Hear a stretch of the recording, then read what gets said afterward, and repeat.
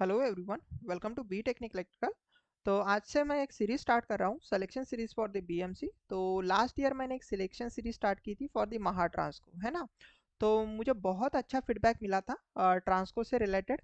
तो बहुत सारे लोगों को वहाँ से बेनिफिट हुआ है और उन्होंने बोला कि सर आपने जो सिलेक्शन सीरीज महाट्रांसको के लिए स्टार्ट की थी वो बहुत ज़्यादा बेनिफिशियल रही हमारे महाट्रांसको एज वेल एज उस दौरान हमारे पास महाडिस्कॉम के भी पेपर हुए थे। उनको भी उसका बहुत ज़्यादा मतलब उनको बहुत सारे बेनिफिट मिले थे। तो उन्हीं चीज़ों को ध्यान में रखते हुए आज से हम एक सीरीज स्टार्ट करेंगे, selection series for the BMC. तो बेसिकली ये उसका डे नंबर 1 रहेगा। बट मैं आप सभी को एक चीज़ बता दूं कि जो चैप्टर मैंने already selection series for the Mahatransco में कवर अप किए हुए हैं वो चैप्टर मैं फिर से दोहराऊंगा नहीं। मतलब जो थ्योरी सेशन मैंने पढ़ाए हैं वो मैं रिपीट नहीं करूंगा। तो जो भी चीज़ें बची हुई थी या फिर जो भी किसी रीज़न वाइज में कवर अप नहीं कर पाया था तो वो सभी के सभी जो theory session as well as जो नए नए एमसीक्यूज के सीरीज रहेंगे वो हम बीएमसी में कवर अप करेंगे।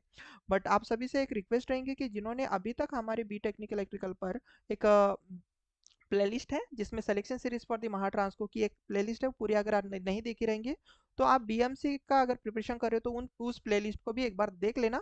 सो दैट आपको बहुत ज़्यादा वहाँ से भी हेल्प होगी, क्योंकि देखो टेक्निकल सिलेबस अल्दो सेम होता है फॉर द ऑल एग्जाम, है ना। चाहे वो आपके पास कोई भी एग्जाम हो टेक्निकल सिलेबस सेम ही होता है। तो आप ये ना सोचे कि जो सिलेक्शन सीरीज मैंने महाट्रांसको के लिए ली थी वो बीएमसी के लिए हेल्पफुल नहीं रहेगी, बिल्कुल भी ऐसा नहीं है। जो टेक्निकल सिलेबस रहेगा वो सेम ही रहता है कोई भी एग्जाम हो, ठीक है ना। तो अगर आप हाँ उसके साथ साथ अगर मैं आपको बता दूं, अगर आप किसी भी एग्जाम के लिए प्रिपेयर कर रहे हो, चाहे आप जनको के लिए प्रिपेयर कर रहे हो, ट्रांसको के लिए, डिस्कॉम के लिए या फिर बीएमसी के लिए या फिर इंडिया भर के कोई भी एई जेई का प्रिपरेशन अगर आप कर रहे हो तो बी टेक्निकल इलेक्ट्रिकल पर जो कंटेंट पढ़ाया जा रहा है वो आपको बहुत ज़्यादा हेल्प करेगा, है ना। यस। तो जैसे कि आपका फीडबैक बहुत अच्छा था तो इसीलिए मैंने मैंने सोचा कि भाई साहब इस समय भी मैं आपको एक अच्छी प्लेलिस्ट दे दूं, एक नई सीरीज दे दूं। तो ये आप बोल सकते हो कि न्यू सिलेक्शन सीरीज है फॉर योर बीएमसी, ठीक है ना। जैसे कि मेरा वे होता है कि मैं पहले अपना इंट्रोडक्शन दे देता हूँ एंड देन मैं सेशन को स्टार्ट करता हूँ। तो पहले मैं अपने बारे में बता दूं तो I am Baburao Gawande, I am engineer, teacher, educator and mentor. मैंने गेट थ्राइस क्रैक की हुई है 18, 19 एंड 20 इन इलेक्ट्रिकल इंजीनियरिंग और मेरा इन 4 एग्जाम में सिलेक्शन हुआ है। असिस्टेंट इंजीनियर इन महाट्रांस को, असिस्टेंट इंजीनियर इन महाजन को, जूनियर इंजीनियर इन महाजन को एंड जूनियर इंजीनियरिंग महाडिस्कॉम। और मुझे लगभग 5 साल से भी ज़्यादा टीचिंग एक्सपीरियंस है in both offline as well as online field and I am gold as well as silver educator in one of the e tech company of the Bangalore. Yes. And मैं मेरे एजुकेशन के बारे में अगर मैं बात करूँ तो मेरा डिप्लोमा एंड बीटेक हुआ है Walchand college of engineering Sangli से। एंड बेसिकली आज हम डिस्कस करेंगे इलेक्ट्रिकल मशीन से एक बहुत ही इंपॉर्टेंट टॉपिक जो कि 3 फेज ट्रांसफार्मर है और वो है हमारे पास वेक्टर्स ग्रुप। ये टॉपिक वैसे तो बहुत सारे स्टूडेंट्स को बहुत डिफिकल्ट जाता है बट है तो बहुत आसान। तो मैं आज पूरी कोशिश करूंगा कि आपको ना पूरी तरीके से जितना मेरा टीचिंग का एक्सपीरियंस है और जितना मेरा अभी प्रैक्टिकल भी एक्सपीरियंस है। Right now currently working in HVDC section in Mahatransco. Yes. तो जो भी मेरा एक्सपीरियंस इन सभी चीज़ों को मिलाकर मैं आज पूरी कोशिश करूंगा कि ट्रांसफार्मर के जो वेक्टर्स ग्रुप होते हैं उनको कैसे पहचाना जाता है ना। यस। एंड अभी तक जिन्होंने भी हमारे यूट्यूब चैनल को सब्सक्राइब नहीं किया है काइंडली सब्सक्राइब कर दो, क्योंकि यहाँ मैं टेक्निकल्स के सेशन बहुत सारे लेता रहता हूँ जो आपके अपकमिंग एग्जाम के लिए या फिर जो भी आपके रिसेंट एग्जाम होते हैं उनमें बहुत ज़्यादा हेल्प करेंगे, ठीक है ना। तो जिन्होंने सब्सक्राइब नहीं किया काइंडली सब्सक्राइब कर दो। और जो लोग हमारे WhatsApp as well as Telegram group पर ज्वाइन होना चाहते हैं तो आप ज्वाइन हो सकते हो। लिंक आपको डिस्क्रिप्शन साथ ही साथ कमेंट सेक्शन में अटैच करा दूंगा सो दैट आप इजीली हमारे दोनों भी ग्रुप ज्वाइन कर सकते हो, ठीक है ना। तो आपका ज़्यादा समय बर्बाद ना करते हुए आज हम बेसिकली देखेंगे हमारी बेसिकली आज के टॉपिक का एजेंडा क्या है, ठीक है ना। तो आज के टॉपिक का जो हमारा एजेंडा है वो है हमारे पास vector groups of 3 phase transformer, vectors groups of 3 phase transformer. तो देखो जब भी आपने पेपर देखा होगा तो आपको बहुत सारे ऐसे कनेक्शन दिए जाते हैं, star delta, delta star, what ever and they में आस्क कि बताओ भाई साहब आपके पास ये जो ट्रांसफार्मर का 3 फेज ट्रांसफार्मर का हमने कनेक्शन दिया है ये कनेक्शन किस प्रकार का है। जैसे कि वाई वाई जीरो है, डी डी डी जीरो है, या फिर वाई वाई सिक्स है, डी डी सिक्स है, या फिर डी वाई वन है, या फिर डी वाई 11 है। ये इस तरीके के क्वेश्चन आपको आते जाते रहते हैं। तो आई नो ये जो समस्या है आप सभी की रही होंगी, है ना। ये जो समस्या है सभी की रही होंगी तो उसका सोल्यूशन हमारे पास है। तो इसीलिए मैंने यहाँ पर रखा है कि अगर आपके पास समस्या है तो हमारे पास उसका समाधान भी है। तो B Technique Electrical is always with you, कि जो भी टॉपिक आपको डिफिकल्ट जाते हैं उसको आसान बनाने के लिए बी टेक्निकल इलेक्ट्रिकल ऑलवेज आपके साथ है। ठीक है ना? यस। तो आपका ज़्यादा समय बर्बाद ना करते हुए आज हम देखेंगे कि हम इन कनेक्शन को देखते कैसे। बट देखो बेटा, हम बात कर रहे हैं वेक्टर्स ग्रुप की, हम बात कर रहे हैं वेक्टर्स ग्रुप की, तो हमें वेक्टर्स के बारे में तो पता होना चाहिए ना, तब जाकर हम वेक्टर्स ग्रुप पहचानेंगे, है ना? तो इसीलिए मैं वेक्टर ग्रुप पर जाने से पहले थोड़ा बहुत आइडिया आपको वेक्टर्स वेक्टर्स के बारे में दे देता हूँ, है ना? वेक्टर्स के बारे में हम देख लेते हैं। अब यहाँ वेक्टर्स के बारे में हम बात क्या करेंगे कि वेक्टर्स लीड करता है, वेक्टर लैग करता है, कि वो वेक्टर इन फेज में है कि वेक्टर आउट ऑफ फेज में। तो ये चीज पहचानने अगर आपको आ गई ना, then it is a very very easy to understand the vector groups, है ना? ये बहुत आसान रहेगा आपके लिए वेक्टर्स ग्रुप को पहचानना। ठीक है ना? अभी देखो, एक चीज मैं आपको बता दूं बेटा, एक चीज मैं आपको बता दूं उससे पहले कि ये लीड कर रहा है लैग कर रहा है, उससे पहले देखना। अगर सपोज मेरे पास पॉइंट ए है ना, या फिर मैं ऐसा बोलूं कि सपोज मेरे पास पॉइंट यहाँ पर ए है, यहाँ पर पॉइंट बी है, और यहाँ पर सपोज पॉइंट सी है। ठीक है ना? या फिर मैं बोलूंगा यहाँ पर पॉइंट बी है, और यहाँ पर पॉइंट सपोज हमारे पास सी है। जस्ट 2 मिनट के लिए। अभी अगर मैं ए की जगह पर रेफरेंस रखूँ, यहाँ पर सपोज मैंने एक इंसान बिठा के रखा और उससे पूछा कि बताओ आपका सी पॉइंट घड़ी की दिशा में कौन सी दिशा में है, तो वो क्या बोलेगा? घड़ी की दिशा में मेरा सी पॉइंट है क्लॉकवाइज दिशा में, है ना? घड़ी की दिशा में है भाई साहब, क्लॉकवाइज दिशा में। तो इसको टेक्निकली हम अगर वेक्टर के रिस्पेक्ट में बोले, तो अगर कोई भी वेक्टर या फिर कोई भी पॉइंट क्लॉकवाइज दिशा में अगर हम देखते हैं किसी रेफरेंस के हिसाब से, तो हमारे लिए अभी कौन है रेफरेंस? तो देखो ये चीज हमारे लिए रेफरेंस है, जहां पर इंसान बैठा है वो रेफरेंस है, उसके हिसाब से सी पॉइंट देखो क्लॉकवाइज दिशा में। तो हम इसको बोलते हैं बेटा लैग करना। क्या बोलते हैं हम? लैग करना।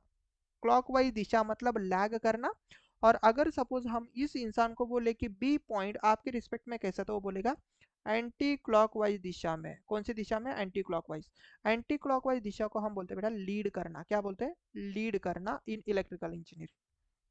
Please remember, I am again repeating my sentence, कि अगर कोई भी पॉइंट, देखो यहाँ पर अगर हमारे पास कोई इंसान है, 2 मिनट के लिए सोचिए, यहाँ पर कोई इंसान है, वो सपोज ए पॉइंट पर बैठा है, एंड यहाँ पर अगर हमारे पास सपोज पॉइंट बी है, यहाँ पर सपोज हमारे पास पॉइंट बी है, just minute, sorry for the interruption, call आ गया था, है ना?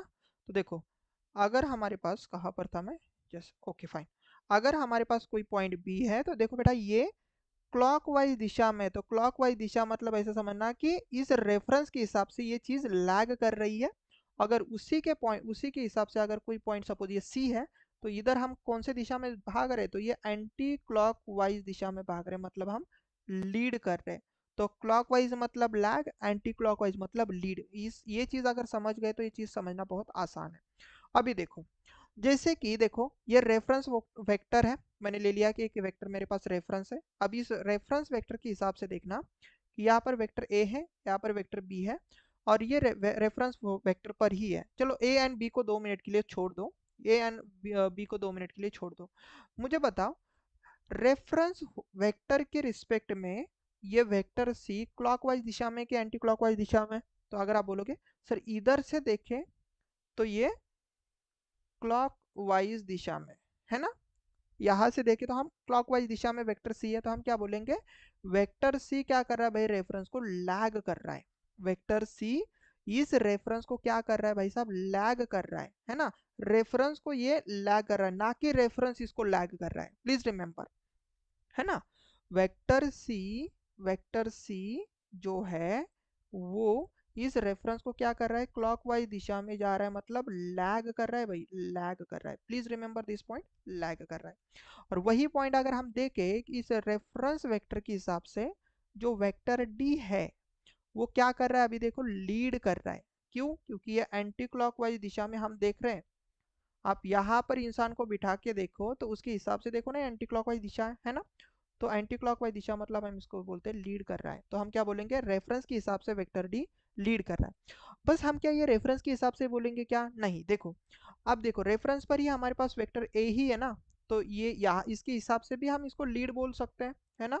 या फिर इस बी के हिसाब से भी हम इसको क्या बोल सकते हैं? लीड बोल सकते हैं, क्योंकि जहां पर रेफरेंस वेक्टर है वहां पर ही वेक्टर ए है एंड वेक्टर बी भी है। समझ में आ गया, है ना?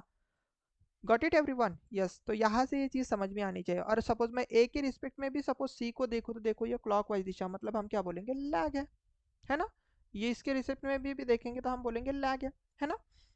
तो इसीलिए हमने क्या बोला, इसीलिए हमने ये बोला बेटा कि वेक्टर सी देखो, वेक्टर सी क्या कर रहा है, चाहे आप वेक्टर बी को बोलो या फिर ए को बोलो या फिर रेफरेंस वेक्टर को बोलो, चाहे आप बी को बोलो चाहे ए को बोलो चाहे आप रेफरेंस वेक्टर को बोलो, वेक्टर सी क्या कर रहा है, लैग ही कर रहा है ना। देखो, लैग ही कर रहा है। Got it? यस। आगे देख लेते हैं। अब हम देखेंगे वेक्टर डी के बारे में। वेक्टर डी के बारे में देखो, वेक्टर डी रेफरेंस के हिसाब से देखो, वेक्टर ए के हिसाब से देखो या फिर बी के हिसाब से देखो, हम तीनों वेक्टर के हिसाब से क्या देख रहे हैं सर, हम एंटी क्लॉकवाइज दिशा में जा रहे हैं, मतलब ये लीड ही कर रहा है, मतलब ये क्या कर रहा है भाई साहब, लीड ही कर रहा है। तो हम क्या बोलेंगे, वेक्टर डी लीड कर रहा है, ये लैग कर रहा है ना। तो लीड और लैग समझ में आ गया? यस। तो ये दो पॉइंट आपको समझ में आ गए होंगे, है ना, ये वाला और ये वाला। अब हम आते बेटा इन फेज क्वांटिटीज। इन फेज क्वांटिटीज का मतलब ये होता है कि अगर सपोज हमारे पास कोई एक वेक्टर, ये एक वेक्टर है, सपोज मैं बोलता हूँ इसको पी वेक्टर, और ये सपोज मेरे पास एक कोई दूसरा वेक्टर है, ये क्यू वेक्टर, ये अगर सेम वहां पर ही अगर पटका हुआ है, मतलब वेक्टर के ऊपर वेक्टर, ये वेक्टर के ऊपर अगर वेक्टर अगर रहेगा तो यहाँ पर कोई भी एंगल मेड नहीं कर रहा, जैसे कि यहाँ पर सपोज हम फाइव एंगल मेड कर रहा था, यहाँ पर suppose five dash angle made कर रहा था, है ना कुछ एंगल होगा, ये 30 डिग्री या तो ये सपोज 60 डिग्री, कुछ ना कुछ एंगल ये रहेंगे। बट जब दोनों वेक्टर एक दूसरे के ऊपर सीधा सीधा पटके हुए रहेंगे तो हम क्या बोलेंगे, ये इन दोनों के बीच में फेज एंगल कितना रहेगा, 0 डिग्री। जब भी दो वेक्टर के बीच में एंगल होता है 0 डिग्री, जैसे कि ए एंड बी, इन दोनों के बीच में एंगल कितना है, 0 डिग्री। जब भी बेटा ऐसा हो ना, जब भी एंगल हमारे पास 0 डिग्री हो दो वेक्टर के बीच में, तो उन वेक्टर को बोला जाता है इन फेज वेक्टर्स। क्या बोला जाता है, इन फेज वेक्टर्स। तो इसीलिए जो पॉइंट लिखा है देखो, vector A and vector be in phase two each other, vector A and vector be in दोनों के बीच में फेज एंगल कितना है, 0, क्योंकि यहाँ पर कोई भी एंगल मेड नहीं कर रहा सर, कोई भी एंगल क्रिएट नहीं हो रहा, तो हम इसको बोलेंगे इन फेज क्वांटिटीज, है ना, इनको बोलेंगे बेटा इन फेज क्वांटिटीज। ठीक है ना। अब देखो, आप ऐसा भी बोल सकते हो कि reference voltage and vector A भी, ये दोनों भी इन फेज क्वांटिटी, या फिर reference voltage and vector B भी इन फेज क्वांटिटीज है। ठीक है, गॉट इट। तो इन फेज क्वांटिटीज मतलब फेज एंगल कितना हो जाना, 0 डिग्री, है ना, फेज एंगल कितना हो जाना, 0 डिग्री, मतलब इन फेज क्वांटिटीज। अब आता है एक और टर्म, उसे हम बोलते हैं आउट ऑफ फेज। क्या बोलेंगे बेटा, out of phase. Out of phase मतलब वहां पर एंगल हो जाना, फेज एंगल हो जाना 180 डिग्री। ठीक है, कितना, 180 डिग्री फेज एंगल क्रिएट होना, that means the out of phase quantities. जैसे कि देखो, वेक्टर ई जो है वो इस दिशा में देख रहा है, एंड जो रेफरेंस वेक्टर है देखो वो इस दिशा में देख रहा है, इधर ई है और इधर रेफरेंस वेक्टर है, इन दोनों का ये पॉइंट है। इन दोनों के बीच में देखो एंगल कितना रहेगा, अगर वो क्लॉकवाइज देखो तभी भी, एंटी क्लॉकवाइज देखो तभी भी 180 डिग्री, और सपोज क्लॉकवाइज देखो तभी भी आप बोलोगे सर 180 डिग्री। तो आउट ऑफ फेज जब तब हम बोलते हैं जब हमारे पास फेज एंगल कितना हो, 180 डिग्री हो, या फिर हम ऐसा इन जनरल आसान भाषा में बोले तो एक वेक्टर एक एक दिशा में देख रहा है और एक वेक्टर अपोजिट दिशा में देख रहा है, अगर ऐसे वेक्टर्स अगर हम हमारे पास रहेंगे तो होंगे in phase quantities. And please remember, मैं यहाँ पर पॉइंट लिखना यहाँ पर भूल गया, ये तो नेटवर्क में मैं इन जनरल पढ़ाता हूँ, बट याद रखना, ये जो लीड है, लैग है, इन फेज है कि आउट ऑफ फेज है, ये क्वांटिटीज हम तभी डिफाइन कर सकते हैं जब सबकी फ्रीक्वेंसी क्या हो बेटा, सब सिग्नल की फ्रीक्वेंसीज क्या हो, सेम हो। ऐसा नहीं होगा कि सपोज मेरे पास एक वेक्टर वोल्टेज का वेक्टर है जिसकी फ्रीक्वेंसी 50 हर्ट्स है, और एक मेरे पास करंट का वेक्टर है, सपोज एक मेरे पास करंट का वेक्टर है जिसकी फ्रीक्वेंसी 40 हर्ट्स हो, और मैं आपसे बोलूंगा कि बताओ इसमें फेज एंगल कितने डिग्री का होगा। अब सपोज वट जो भी दिया रहेगा बेटा, ये रिलेशन ही कभी क्रिएट नहीं हो सकता, तो आप ना phase in phase lead lag ये तभी बोल सकते हो जब दोनों के सबकी फ्रीक्वेंसी क्या हो, सेम हो। तो फ्रीक्वेंसी सेम होना बहुत ज़्यादा ज़रूरी होता है जब भी हम इन फेज आउट ऑफ फेज की बात कर लेते हैं। तो ये तो नेटवर्क का पॉइंट हो गया, बट फिर भी मैंने एक्स्ट्रा में ये चीज़ें आपको बता दी। ठीक है ना। यस। तो ये तभी आपके पास वैलिड है, याद रखना, ये तभी आपके पास वैलिड है जब आपके पास फ्रीक्वेंसी क्या हो, सेम हो। ठीक है ना, ये नोट पॉइंट कर लेना। यस। तो लीड लैग थोड़ा बहुत समझ में आ गया होगा, है ना। यस। अभी देखो, मैं आपको एक क्वेश्चन पूछता हूँ और इसका आंसर दे देना। देखो अगर मैं रेफरेंस सपोज ई को मान लूँ, 2 मिनट के लिए सपोज ई पर मैंने किसी इंसान को बैठा लिया और मैंने यहाँ से देखो, मैं इस दिशा में गया, तो आप क्या बोलोगे, आप कौन से दिशा में गए? तो आप बोलोगे सर आप क्लॉकवाइज दिशा में गए। क्लॉकवाइज दिशा मतलब हम बोलोगे सर लैग कर रहे, तो हम क्या बोलेंगे, वेक्टर ई को वेक्टर डी लैग कर रहा है सर। मतलब आप कहाँ से स्टार्ट कर रहे हो और कौन से दिशा में जा रहे हो, तो जो नेक्स्ट वेक्टर मिलेगा वो लैग कर रहा है कि लीड कर रहा है हम बता सकते हैं। तो हम क्या बोलेंगे, सर वेक्टर ई के रिस्पेक्ट में वेक्टर डी लैग कर रहा है। बट अगर यही चीज अगर हम अपोजिट में देखें ना बेटा, कि सपोज हम रेफरेंस यहाँ पर ले लें और डी के रिस्पेक्ट में सपोज मैं ई को देखूं, तो आप क्या बोलोगे, सर ये अभी कौन सी दिशा में जा रहे हो आप, anti clockwise direction. Anti clockwise दिशा मतलब डी को वेक्टर डी को वेक्टर ई क्या कर रहा है अभी, लैग लीड कर रहा है। क्या कर रहा है भाई, लीड कर रहा है। तो प्लीज रिमेंबर दिस, आप रेफरेंस क्या लेते हो इसके हिसाब से लीड लैग चेंज होता है। प्लीज रिमेंबर, क्योंकि ये चीज समझ ली, देन आपको एक क्वेश्चन है इस सेशन में जो वो आपको समझ में आ जाएगा। तो होपफुली ये थोड़ा बहुत बेसिक था, lead lag in phase and out of phase, ये चीज आपको समझ में आ गई होंगी, है ना। तो ये हो गया। अब हम आएंगे आगे, जो कि बहुत ज़्यादा इंपॉर्टेंट है। देखो ये वाली चीज़ कि अगर आपको वेक्टर्स ग्रुप पहचानने हैं तो कुछ चीज़ें आपको समझना ज़रूरी है, क्योंकि यहाँ पर वेक्टर्स ग्रुप में टाइम दिखाया जाता है कि 1 o'clock, 12 o'clock, 6 o'clock, या फिर हम बोलेंगे 11 o'clock, ये टाइम हमारे पास दिया जाता है। तो ये चीज़ समझने के लिए हमारे पास कुछ क्लॉक के बीच में या फिर मिनट हैंड, आवर हैंड, ये चीज़ अगर समझ में आ गई तो हम इस वेक्टर ग्रुप से एसोसिएटेड क्वेश्चन आसानी से सॉल्व कर सकते हैं। अब मैं यहाँ पर कुछ सीधा सीधा ना थंब रूल दे देता हूँ जो आपको याद रखने पड़ेंगे। देखो बेटा, हमारे पास ट्रांसफार्मर में एक होती है एच वी वाइंडिंग, एक होती है एल वी वाइंडिंग, है ना। एक होती है एच वी वाइंडिंग, एक होती है एल वी वाइंडिंग। तो H we stands for high voltage winding, L V stands for low voltage winding. ये सभी बच्चा बच्चा जानता है ना, इसमें कोई बड़ी बात है नहीं। तो देखो अगर आपने घड़ी देखी होंगी आपके घर में भी, ये पुरानी वाली अगर घड़ी देखी होंगी, तो ये मिनी हैंड होता है बेटा, जो लंबी वाली जो सुई होती है ना, ये वाली, अभी मेरी स्ट्रेट लाइन तो आ नहीं रही है, प्लस आप बस समझ लो कि ये वाली सुई है ना, ये जो भी 12 पे जो सुई है, ये वाली सुई, ये मिनट हैंड है बेटा, है ना। मिनट हैंड है ये, है ना, मिनट वाली सुई है। यस। और ये जो छुट्टू वाली सुई है, ये हमारे पास कौन सी है, अवर हैंड है भाई, अवर हैंड है ना। तो देखो अब हम जैसे कि बोलते हैं ना कि देखो हम इन जनरल क्या बोलते हैं कि जहां पर नंबर ऑफ सपोज N2 की टर्न्स ज्यादा है N1, अगर मैं सपोज टू बाइंडिंग ट्रांसफार्मर की बात करूं, N2 is greater than N1, तो हम क्या बोल सकते हैं कि ये वाली साइड हमारे पास क्या रहेगी, हाईर वोल्टेज साइड, और ये वाली साइड क्या रहेगी, लोअर वोल्टेज साइड, है ना। तो जहां पर N2 ज्यादा वो वहां पर हाईर वोल्टेज, जहां पर N1 सॉरी जहां पर टर्न्स कम वो हम बोलेंगे L1, है ना। तो इस केस में N2 ज्यादा था, N1 कम था।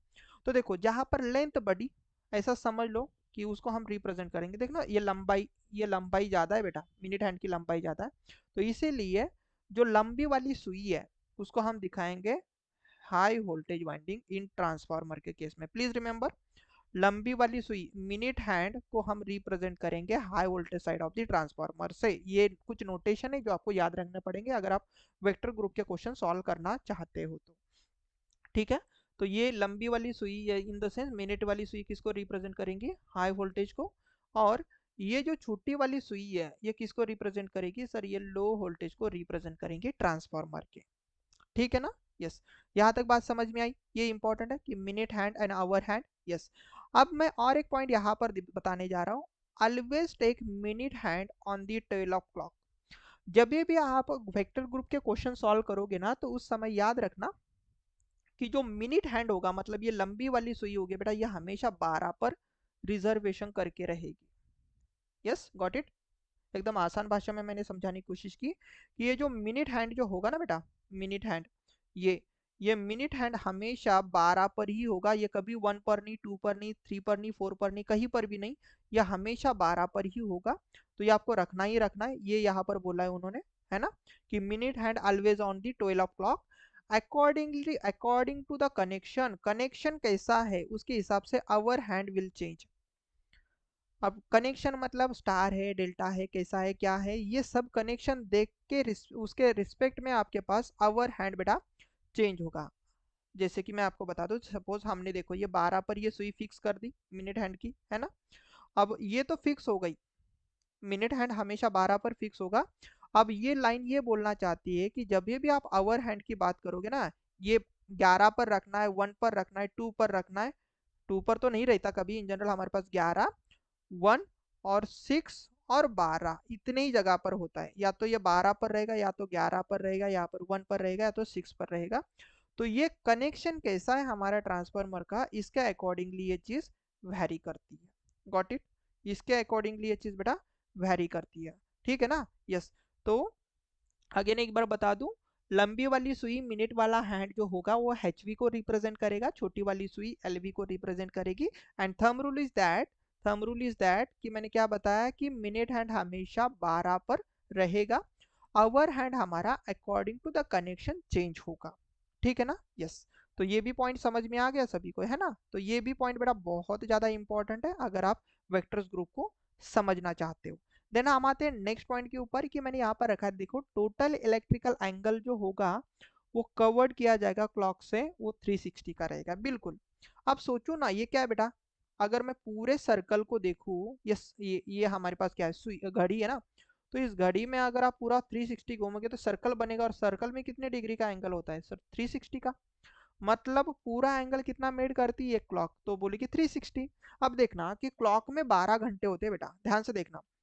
2 आवर्स के बीच में ये 12 गैप होते हैं ना, क्योंकि 12 घंटे मतलब एक गैप, 2, 3, 4, 5, 6, 7, 8, 9, 10, 11 और ये देखो 12। तो 12 हमारे पास गैप है, मतलब 2 आवर्स के बीच में, अगर सॉरी 2 रिस्पेक्टिव आवर्स हैंड के बीच में अगर मुझे एंगल निकालना है तो आप कितना निकालोगे, देखो तो आप ये बोलोगे ना सर टोटल 360 है, और सर मेरे पास 12 गैप है तो मैं 12 कर सकता हूँ, तो एक गैप में मतलब किसी भी एक गैप का एंगल अगर मुझे देखना है तो आप बोलोगे सर 30 डिग्री होगा, बिल्कुल। ये तो बात बच्चा बच्चा बोलेगा सर 360 को 12 से डिवाइड कर लेंगे तो 30 आ जाएगा, है ना। तो इतनी चीज समझ लो कि मैंने यहाँ पर पॉइंट क्या क्या बोले। आगे एक बार कि मिनट हैंड एचवी को रिप्रेजेंट करेगा, आवर हैंड एलवी को रिप्रेजेंट करेगा, ऑलवेज हमारे पास मिनट हैंड 12 पर रहेगा, आवर हैंड हमारे कनेक्शन के हिसाब से चेंज होगा।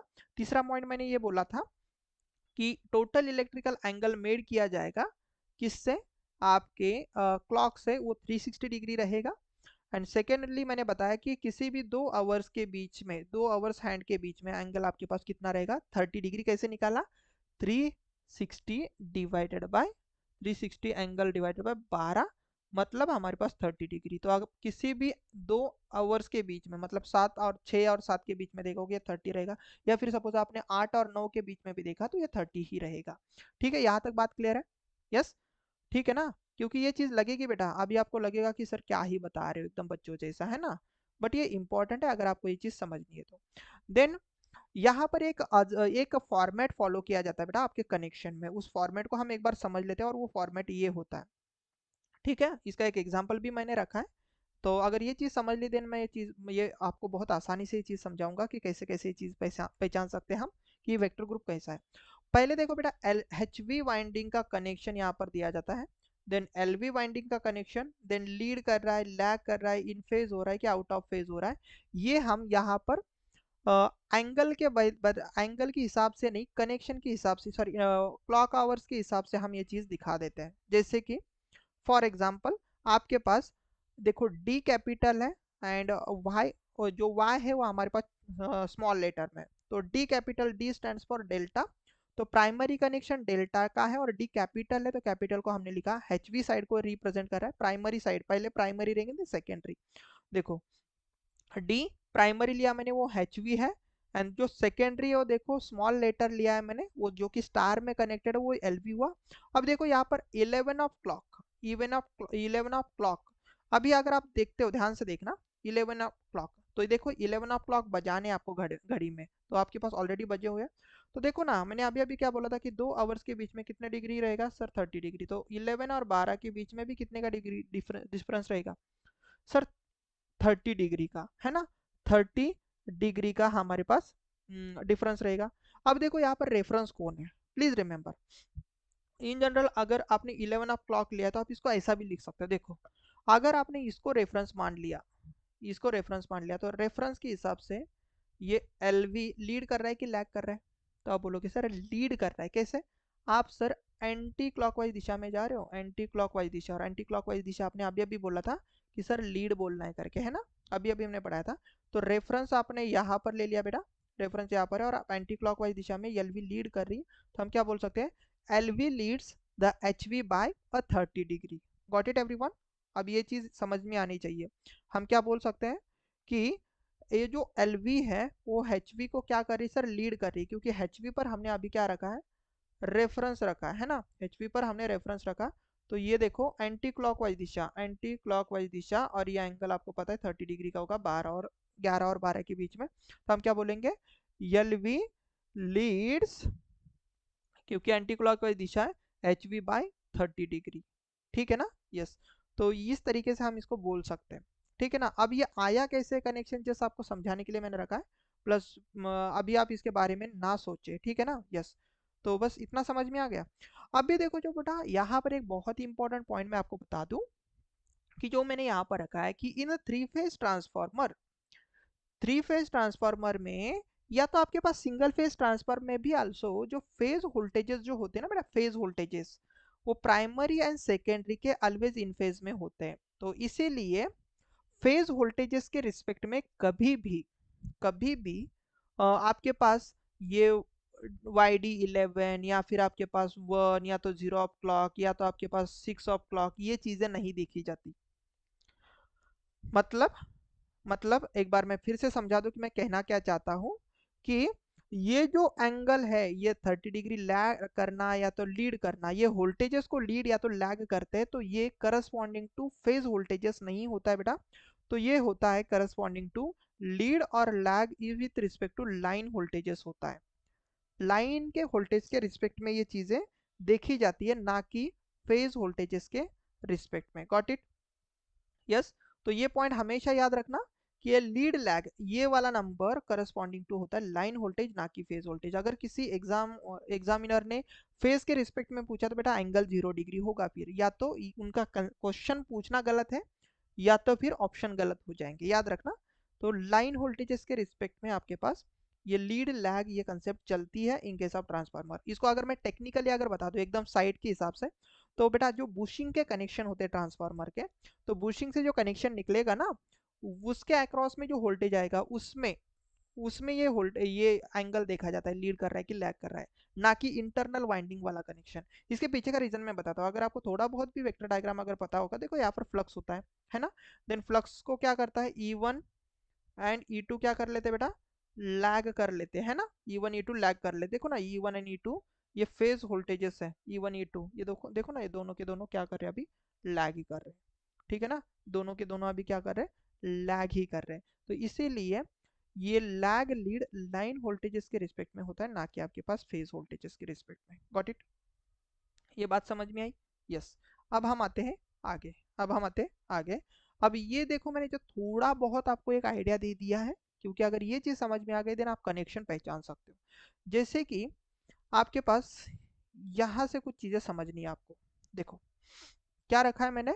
ये पहला अगर मैं आपको बता दूं कि घड़ी में देख के आपको क्या लग रहा है कि भाई साहब कितने बजे, तो आप बोलोगे sir this is the 12 o'clock, या फिर हम इसको 0 o'clock भी बोलते हैं, क्योंकि रात के सपोज 12 बजे, रात के 12 मतलब 0 o'clock, है ना? तो अगर आप यहाँ पर देखोगे तो ये ब्लैक वाला आवर्स किसको रिप्रेजेंट कर रहा है, हैंड किसको रिप्रेजेंट कर रहा है, क्योंकि ब्लैक मतलब मिनट हैंड। तो आप बोलोगे सर ये एचवी को रिप्रेजेंट कर रहा है, प्लीज रिमेंबर, एचवी को रिप्रेजेंट कर रहा है। और ये रेड वाला, ये एलवी को रिप्रेजेंट कर रहा है, जो कि अवर हैंड है। अब देखो ना, मुझे बताओ, ये वेक्टर मान लो 2 मिनट के लिए, एक वेक्टर ऐसा देख रहा है एंड देन दूसरा वेक्टर उसी के ऊपर पटका हुआ है ना? तो यहाँ पर फेज एंगल कितने डिग्री का रहेगा? 0 डिग्री का, है ना? तो हम क्या बोलेंगे, ये बेसिकली ये बेसिकली 0 डिग्री मेड कर रहा है। अब देखो बेटा ये जो 0 डिग्री आता है ना, ये आपके पास, जब आपके पास कनेक्शन दोनों सेम सेम हो, मतलब या तो दोनों डेल्टा डेल्टा, या तो दोनों स्टार स्टार हो, तभी आपके पास 0 डिग्री पॉसिबल होता है। कभी भी ऐसा 0 डिग्री आपके पास ऐसे वाले कनेक्शन में पॉसिबल नहीं होगा कि प्राइमरी आपके पास डेल्टा है एंड सेकेंडरी आपके पास सपोज स्टार है, या फिर प्राइमरी आपके पास स्टार है एंड सेकेंडरी आपके पास डेल्टा है। तो ऐसे केस में कभी भी दोनों वेक्टर इन फेज नहीं आ सकते। प्लीज रिमेंबर, ये भी इंपॉर्टेंट है। मतलब मैं ये कहने की बात ये मैं यहाँ पर ये कहना चाहता हूँ कि आपके पास कभी भी इस प्रकार का कनेक्शन नहीं होगा कि dy0 या फिर y d0, क्योंकि इसके केस में दोनों के दोनों कनेक्शन अलग है, एक जगह पर स्टार एक जगह पर डेल्टा, या फिर एक जगह पर डेल्टा एक जगह पर स्टार। तो उस केस में कभी भी जीरो एंगल क्रिएट नहीं हो सकता। तो प्लीज रिमेंबर, ये कभी भी पॉसिबल नहीं होगा। ठीक है ना? यस। तो इसको अगर मैं दिखाना चाहूँ तो आप ऐसा समझ सकते हो कि ये सपोज हो सकता है y0 का कनेक्शन है। अब जिसमें मैं ये कैपिटल Y रखा है तो मतलब ये प्राइमरी कनेक्शन को रिप्रेजेंट करेगा, एंड सेकेंडरी मैंने स्मॉल y रखा है तो ये सेकेंडरी कनेक्शन के LV को रिप्रेजेंट करेगा, है ना। स्मॉल लेटर मतलब LV एंड कैपिटल लेटर मतलब HV, और पहला लेटर हमारे पास प्राइमरी को रिप्रेजेंट करेगा, सेकेंड लेटर हमारे पास सेकेंडरी को रिप्रेजेंट करेगा, है ना। और यहाँ पर जो एंगल क्रिएट होता है दोनों के बीच में, तो वो एंगल बेसिकली रहेगा, है ना। तो यहाँ पर देख सकते हो आप। अब अगर मैं कनेक्शन को छोड़ दूं, बस आपको ये बता दो कि भाई साहब यहाँ पर एंगल कितना कितना बजा है, 1 o'clock। 1 o'clock मतलब मिनट हैंड भी यहाँ पर, आवर हैंड भी यहाँ पर, है ना। आवर हैंड भी यहाँ पर, HV भी यहाँ पर, LV भी यहाँ पर, तो दोनों के बीच में कनेक्शन क्या होगा, सॉरी ये फेज एंगल 0 डिग्री। तो ये कनेक्शन ऐसा ही होगा, ठीक है ना। यस। तो हम यहाँ अगर एक कमेंट बोलना चाहते हैं तो हम क्या बोलेंगे, LV and HV both are in phase, है ना। जो कि मैंने अभी अभी आपको बताया LV and HV in phase में, है ना। तो ये एक कनेक्शन इसका पॉसिबल है ना, इसका पॉसिबल है। अब सपोज मैं सेकेंड केस की बात करूं, जो कि आप यहाँ पर देख सकते हो। तो अभी आपके घड़ी में कितने बजे, देखो मिनट हैंड इधर है, प्लीज सी। ये मिनट हैंड मतलब ये HV है, और ये वाला कौन है भाई साहब, ये LV साइड है ना। तो ये LV को रिप्रेजेंट कर रहा है कौन, ये वाला क्लॉक, ये नीचे वाला क्लॉक LV को रिप्रेजेंट कर रहा है।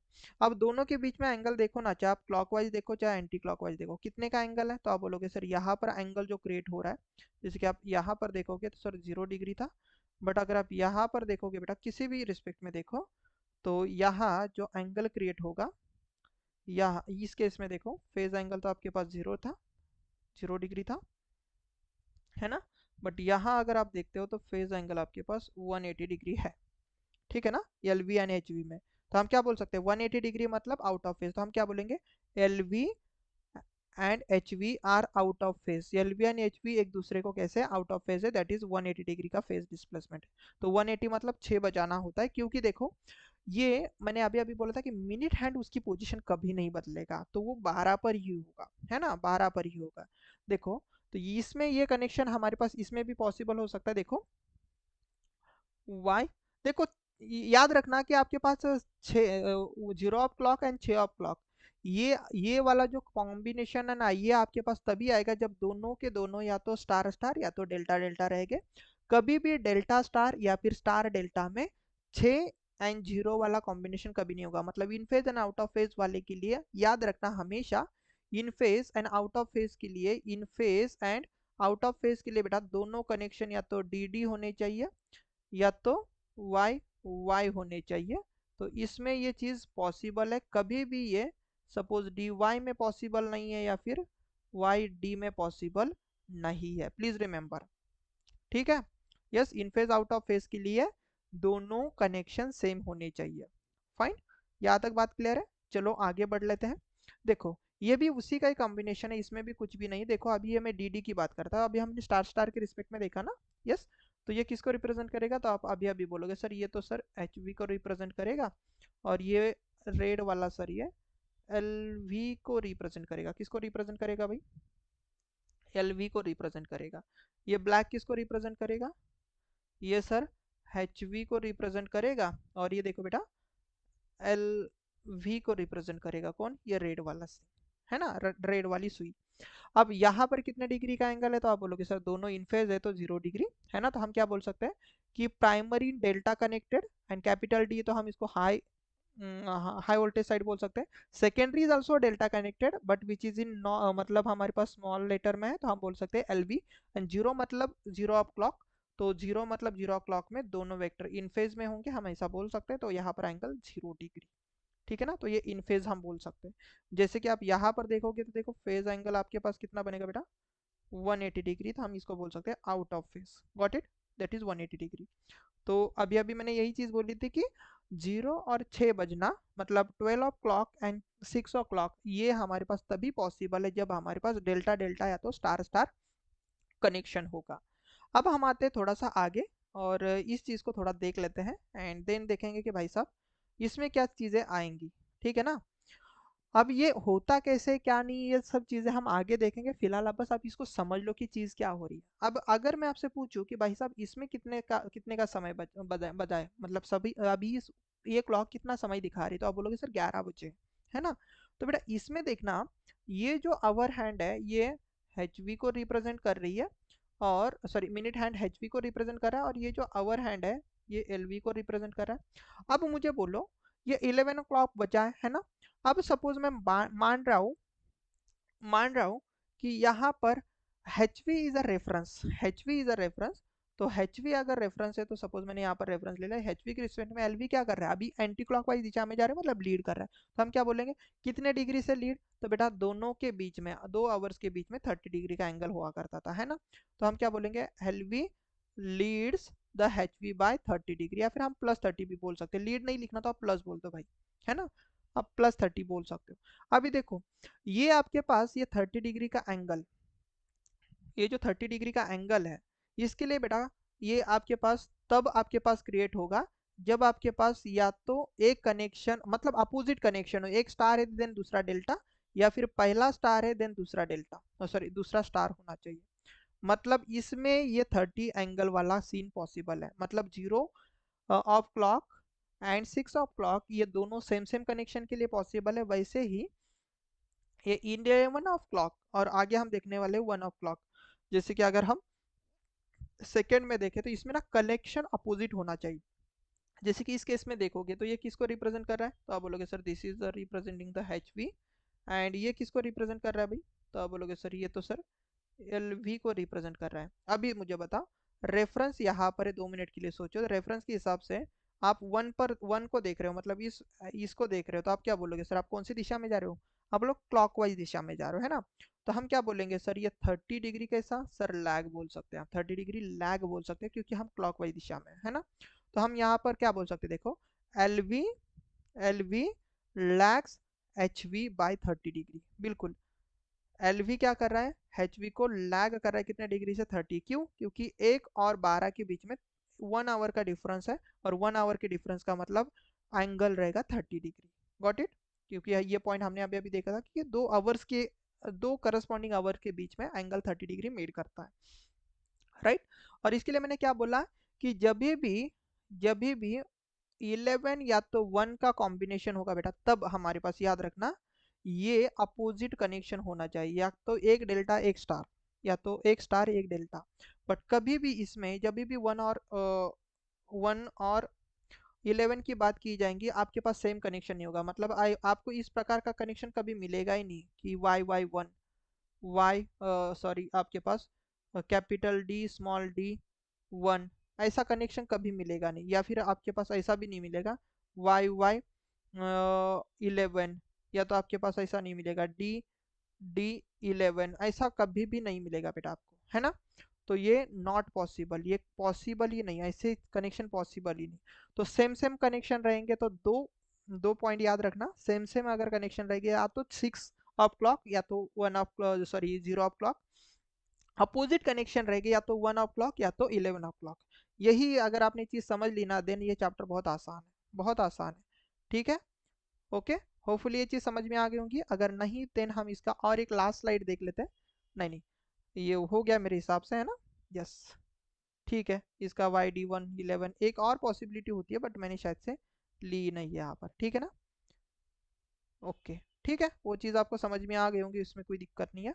यस, बट हम यहाँ पर एंगल लिख देते हैं कि इसके केस में अगर हम देखो रेफरेंस मैंने एच वी को लिया है हमेशा, तो अगर मैं यहाँ पर बात करूँगा तो यहाँ पर फेज एंगल मैं कितना लूंगा, रेफरेंस मैंने यहाँ पर लिया, याद रखना एचवी को। तो आप बोलोगे सर 30 डिग्री, और 30 डिग्री के साथ अगर आप आगे लीड लिख दो देन वेल एंड गुड, या तो आप इसको प्लस बोल सकते हो, ठीक है ना।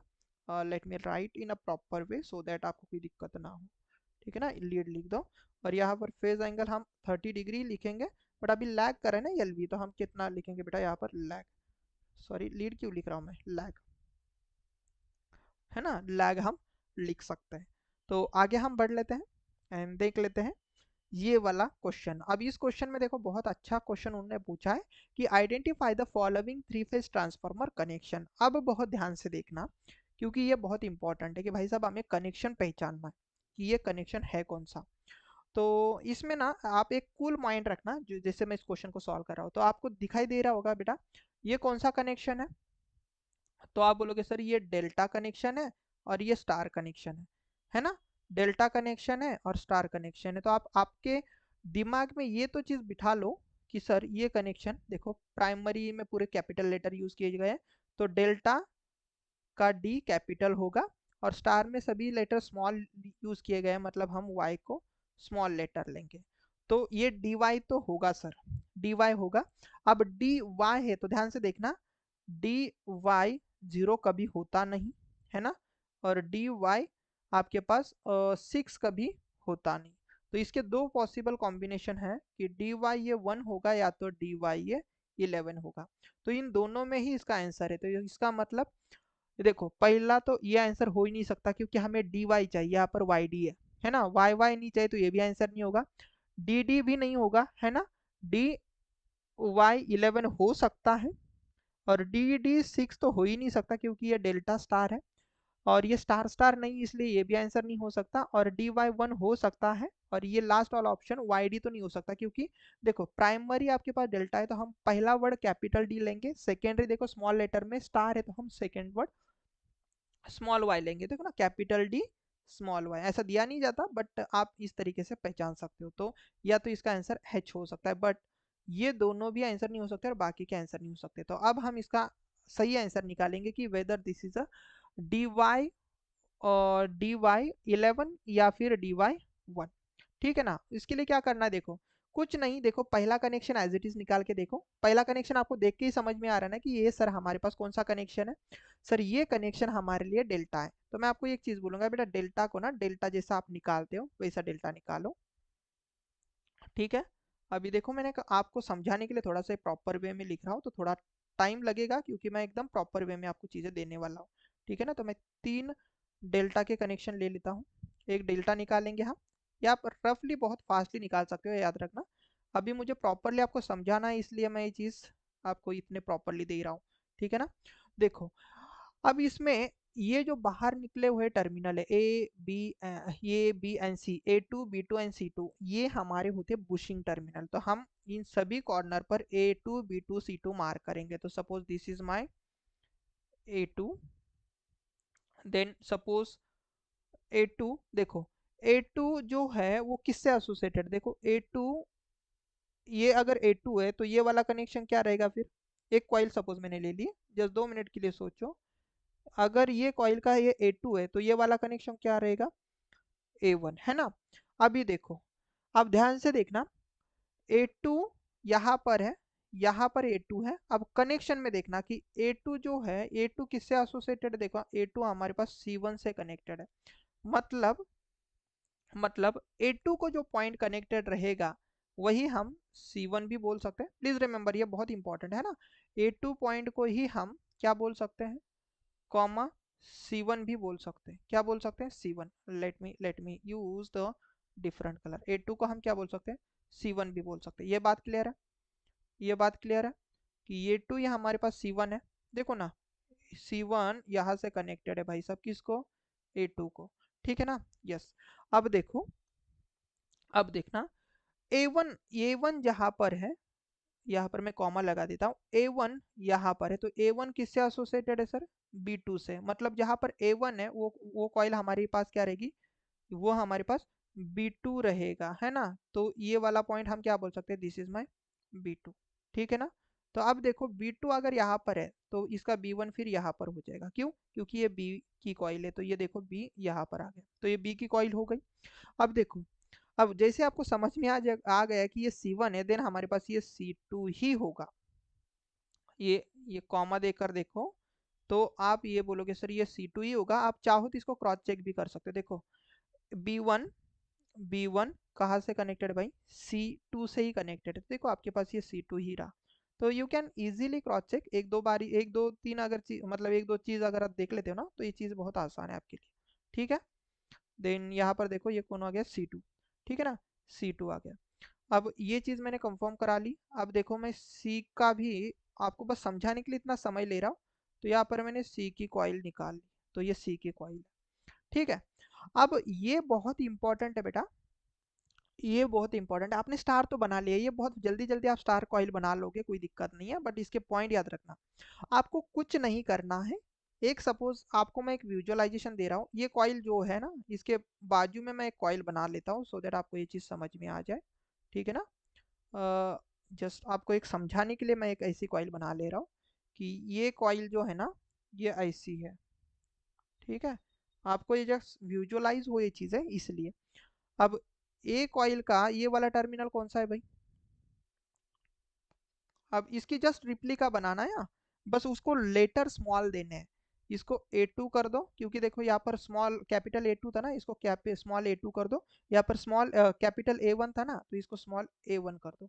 इसको एज इट इज उठाना है, इसको एज इट इज ऐसे उठाना है। ऐसे सोचो कैसे उठाना है, देखो ऐसे उठाना है। जस्ट जस्ट जस्ट ये चीज़ आपको थोड़ा सा परेशान कर सकती है, हाँ, कर ही देगी। देखो यहाँ पर नहीं लेते, हम थोड़ा इधर लेते हैं, सो दैट आपको समझ में आए। कोई भी ओरिएंटेशन नहीं चेंज करना, क्योंकि ये कॉपी करते वक्त ना सभी चीज़ें कॉपी हो रही, तो प्लीज़ रिमेंबर दिस थिंग, इसलिए मैं यहाँ पर ले रहा हूँ। यहाँ पर मैंने देखो वैसे की वैसे पैरेलल में लाइन, पैरेलल लाइन इसके पैरेलल में जैसे वैसे मैंने उसी ओरिएंटेशन में यहाँ पर देना बेटा A2। और इधर देखो यहाँ पर कैपिटल A1 है ना, तो हम लिखेंगे कैप स्मॉल A1। इसको कर लेना एज इट इज बिना ओरिएंटेशन चेंज किए, यहाँ पर आप लेकर आए। देखो ना ये ऐसा था ना, अभी देखो थोड़ा सा मैं आपको समझा देता हूँ। ये लाइन ये ऐसी थी ना कॉइल, इसको बिना ओरिएंटेशन चेंज किए, ओरिएंटेशन मतलब ऐसा घुमाना नहीं इसको, बिना ओरिएंटेशन चेंज किए जैसी थी ना कॉइल, जैसे कि उसका देखो A2 जहां पर था B1 वैसे कि वैसे पैरेलल में ऐसी लाइन खींचो, बस ऐसा सोचो कि आपने इसको यहाँ पर लेके आए। ठीक है ना, यस। अब वैसे ही आपको क्या करना है, देखो एक सपोज साइड में एक जगह पर ऐसा, बस आपको दिमाग में ये ड्रॉ करना है। अभी मेरे पास फैसिलिटी तो मैं ऐसे कर सकता हूँ। देखो ये बी वाली कॉइल कैसी होगी, देखो ना, ये इसको B1 बोलो, देन देखो ये कैपिटल B1 है, तो ये स्मॉल B1 ले लो, ये कैपिटल B2 है, देन ये हमारे पास स्मॉल B2। वैसे ही बिना ओरिएंटेशन चेंज किए, मतलब इसको ऐसा बिना घुमाए, ऐसा घुमाना नहीं है, ऐसे बिना घुमाए आपको एज इट इज ऐसी की ऐसी लाइन उठानी है। और ये वाले कनेक्शन में देखना है, ये वाला कनेक्शन में बेटा आपको देखना है कि देखो आपका A1 यहाँ पर है, A1 को कौन कनेक्टेड है भाई? B1। देखो ना यहाँ पर A1 को कौन कनेक्टेड है, यहाँ देखो, ये देखो A1 को कौन कनेक्टेड है भाई साहब? आपका B1। तो आपके A1 को B1 बिना ओरिएंटेशन चेंज किया, ऐसा क्या, ऐसा ओरिएंटेशन लेकर A1 को B1 कनेक्ट करना है। Got it? समझ में आया ना? देखो A1 को कौन कनेक्टेड था? B1, स्मॉल लेटर की बात कर रहा हूँ। मतलब मैं ये चीज बताऊंगा बेटा, ओरिएंटेशन इसका उठाना है और कनेक्शन इस कनेक्शन के हिसाब से करना है। यहाँ पर A1 को क्या कर दिया मैंने? B1 कनेक्ट कर लिया। अब वैसे ही देखो कुछ नहीं है। अब यहाँ से तो आप देख ही सकते हो कि ये हमारे पास एक ऐसी कॉइल थी। ठीक है ना, अब ये यहाँ पर नहीं मैं बता पाऊंगा, क्योंकि ये अगर नज़दीक लूंगा तो फिर आपको परेशानी हो जाएगी। मैं थोड़ा इधर ये कनेक्शन ड्रॉ कर लेता हूँ, ठीक है, चलेगा? यस। अभी देखो ये ऊपर कौन था? C1 था, तो स्मॉल C1 लेना और इधर स्मॉल C2 लेना। आपको क्या करना है बेटा? ऐसे कॉपी कर लेना है दोनों, बिना ओरिएंटेशन चेंज किया। आप देखो A1 B1 और C1 कनेक्टेड है, तो आप इसको ऐसे कनेक्ट कर सकते हो। गॉट इट ना?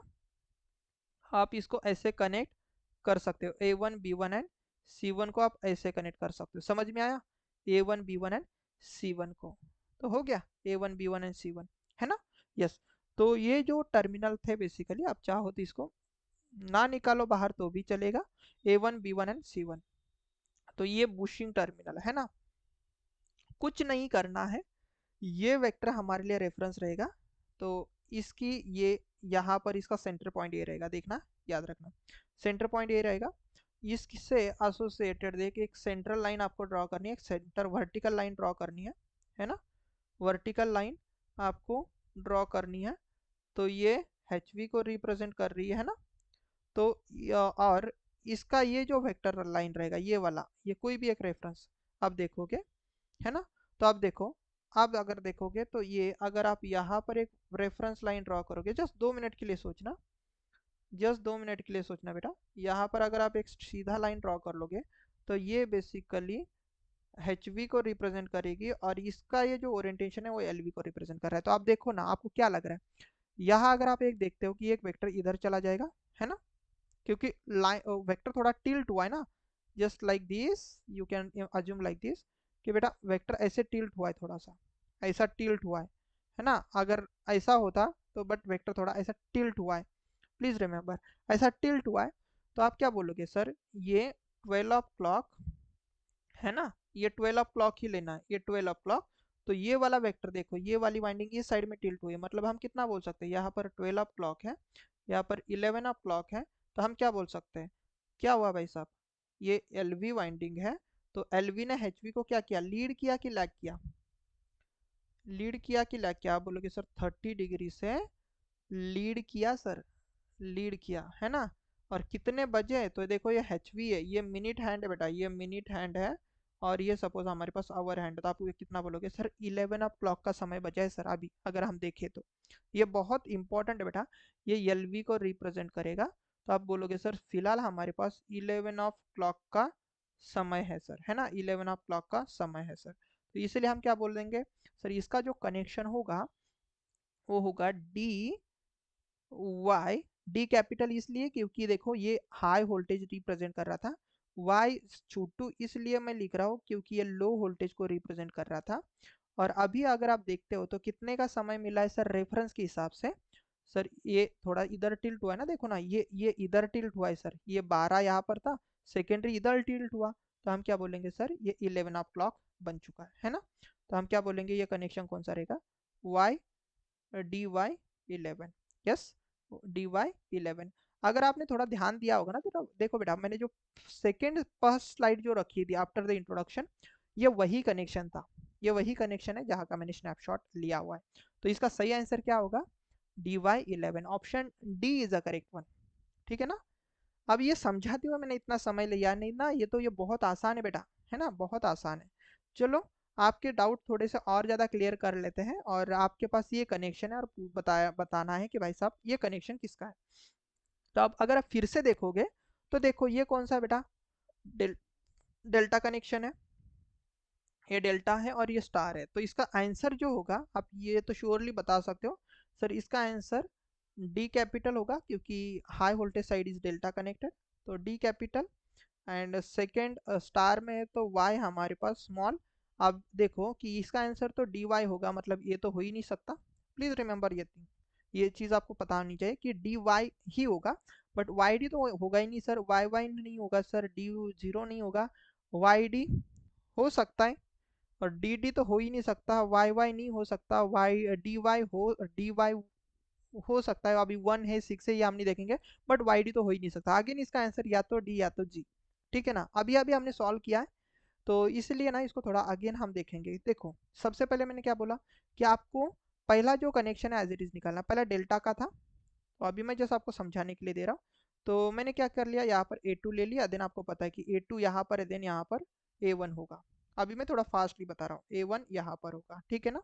यस, तो पहली कॉइल आपको समझाने के लिए यहाँ पर ही मैं लपेट दे रहा हूँ, या फिर थोड़ा अच्छे से निकालो। चलो थोड़ा आपको फील आ जाए बेटा, इसलिए ना थोड़ा सा अगर 2-3 मिनट हो एक्स्ट्रा भी होते तो आप समझ सकते हो कि सर बस समझाने के लिए इतना समय ले रहे, ना कि मुझे फास्ट सिखाकर आगे कोई मतलब बहुत सारा काम है, क्योंकि समझना इम्पोर्टेंट है, ना कि ये कि मैं जस्ट आया पढ़ा दिया और आपको समझ में नहीं आया, है ना।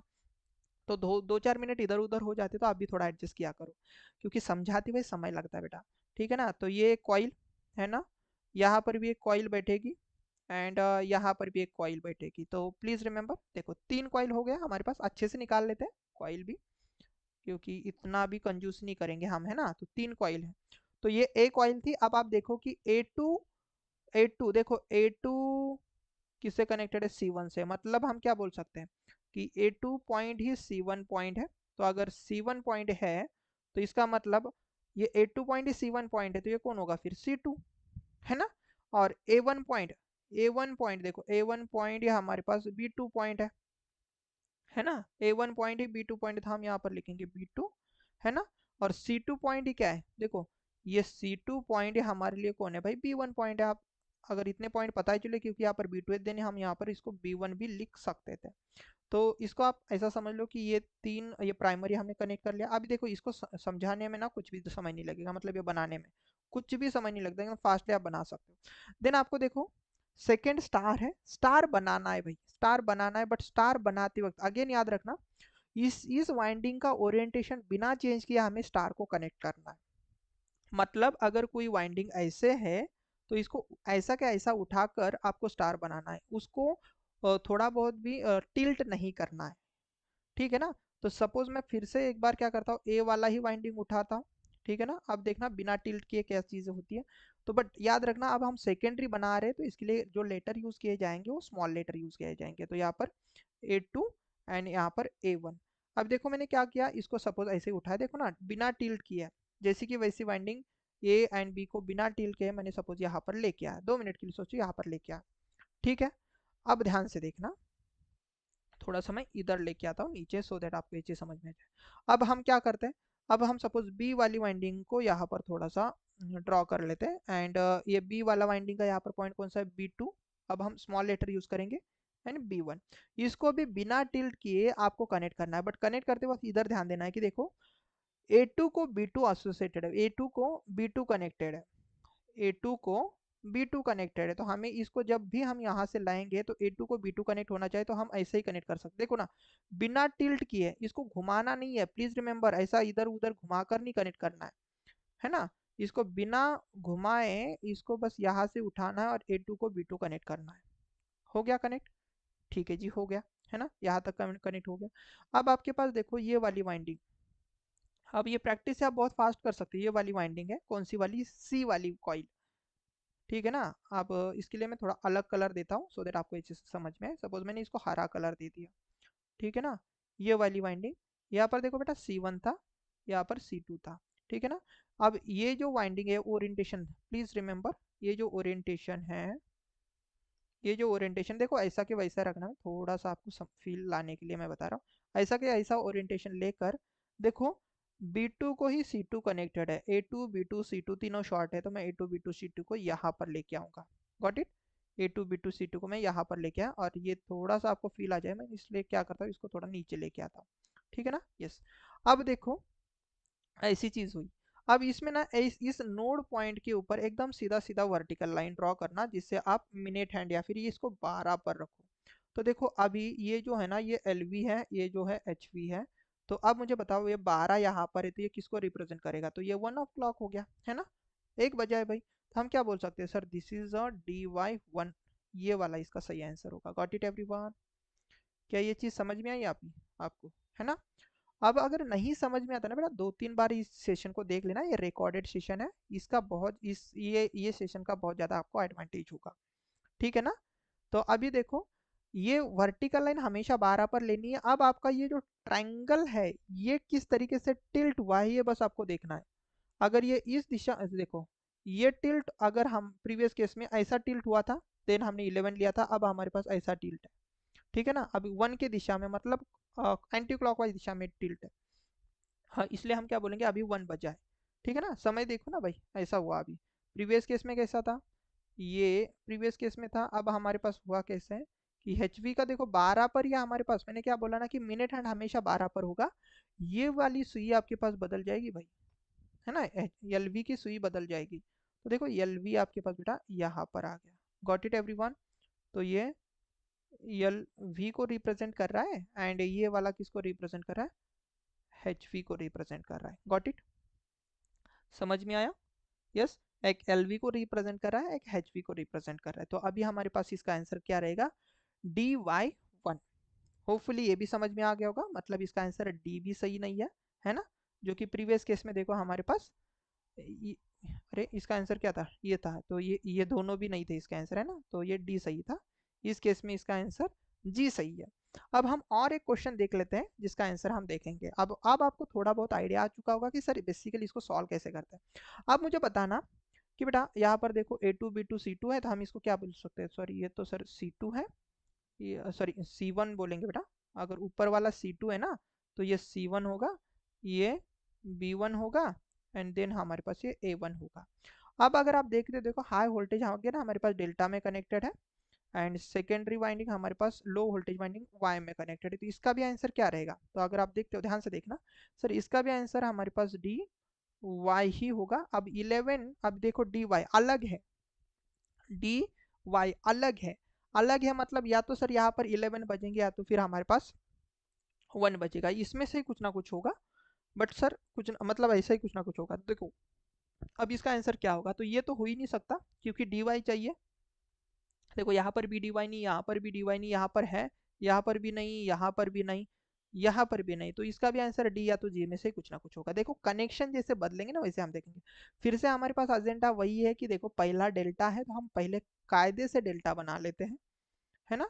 कायदे से बेटा डेल्टा बना लेंगे, एंड देन उसके हिसाब से देखना कि डेल्टा बनाना है तो मैं क्या करता हूँ, फटाक से कॉइल बना लेता हूँ। अब ये मैं डिजिटल बोर्ड पे हूँ तो ये थोड़ा टाइम लगेगा, बट अगर पेन पेपर पर बहुत फास्ट कर सकते हो आप, ठीक है ना। इसमें से देखो मैं बहुत छोटी छोटी कॉइल ले रहा हूँ सो देट आपको ये चीज़ समझ में आए, है ना। या फिर बड़ी ले लूँ, ठीक है ना, मुझे लगता है मैं थोड़ा सा बड़ा ही डेल्टा ले लेता हूँ सो देट आपको भी ये चीज़ समझ में आए, ठीक है ना। ठीक है जी, थोड़ा समय जाएगा बट ये टॉपिक लाइफ टाइम आपका क्लियर होगा बेटा। अगर मेरे सेशन 2 आवर्स के होते हैं तभी भी आपको देखना है, क्योंकि मेरे सेशन में प्रॉब्लम है ये आपको कभी भी ऐसी जो होता है ना कि एक बार अगर देख लो देन लाइफ टाइम समझ लो, इस तरीके की चीज़ें रहेंगी। इसलिए कभी भी जो सेशन लिए जाते हैं उसको कंप्लीटली देखना है, क्योंकि कुछ टॉपिक बेटा समय लेते हैं। हम क्या करते हैं, हमें फटाक से सभी चीज़ें चाहिए, ऐसा नहीं होता है। अगर आपको चीज़ें सीखनी है तो उसमें समय लगता है, ठीक है ना, उसमें बेटा आपको समय लगेगा। तो ये देखो मैंने 3 कॉइल निकाल ले जो कि डेल्टा कनेक्टेड था, तो हम क्या करेंगे कायदे से, सपोज इसको मैंने A2 दे दिया, देन ये क्या हो जाएगा A1। देन फिर से आप इस पहले वाले कनेक्शन में देखना, देखो A2 को कौन कनेक्टेड है, A2 को B1 कनेक्टेड है, तो ये B1 हो जाएगा बेटा, है ना। तो ये B1 है, देन हम इसको क्या बोल सकते हैं, ये B2 है। ध्यान से देखना, अब देखना हम देखेंगे B2 को कौन कनेक्टेड है, तो C1 कनेक्टेड है। B2 को कौन कनेक्टेड है, C1, तो ये C1 होगा। देन आप इसको बोलोगे सर ये C2 होगा, हो गए सभी कनेक्शन, है ना। सभी पॉइंट हमारे पास हो गए। अब इन्हीं चीज़ों को ध्यान में रखते हुए इनका ही ओरिएंटेशन बिना चेंज किए, इनका ही ओरिएंटेशन बिना चेंज किए हम क्या करेंगे, हम ये करेंगे सर, इन्हीं का ही कनेक्शन सॉरी इनका ही ओरिएंटेशन बिना चेंज किए हमें क्या बनाना है। देखो इधर स्टार है तो हम स्टार ही बनाएंगे। अभी देखो कैसे, जैसे कि हमने सपोज ये पहली कॉइल उठाई, ध्यान से देखना फिर से एक बार, पहली कॉइल उठाई। अब हम देखो देख इस साइड में ये ऊपर वाला टर्मिनल A2 है तो हम इसको स्मॉल A2 लिखेंगे, इसको स्मॉल A1 लिखेंगे, ये उठा लिया। अब इसको सपोज मैं ऐसा यहाँ पर लेके आ, अब हो सकता है ये चीज़ कुछ भी हो जाए, इसलिए मैं थोड़ा सा देखूंगा कि A1 A2 ऐसा है। देन हम क्या करेंगे, ये सपोज ये C वाली कॉइल मैं नीचे से उठा रहा हूँ और इसका भी ओरिएंटेशन चेंज नहीं करना हमें, ये C2 है, देन ये C1 ही होगा बट ये स्मॉल लेटर होगा। अब हम कनेक्शन पर देखेंगे, देखो कौन कौन से कनेक्टेड, A1 B1 C1 ये कनेक्टेड है, तो मैं क्या करूंगा, A1 को C1 कनेक्टेड है तो मुझे A1 को C1 कनेक्ट करना पड़ेगा। अब हम देखेंगे नेक्स्ट कि इस वाले वाइंडिंग को, ये ही बाकी थी ना हमारे पास, ये वाली वाइंडिंग बेटा, है ना।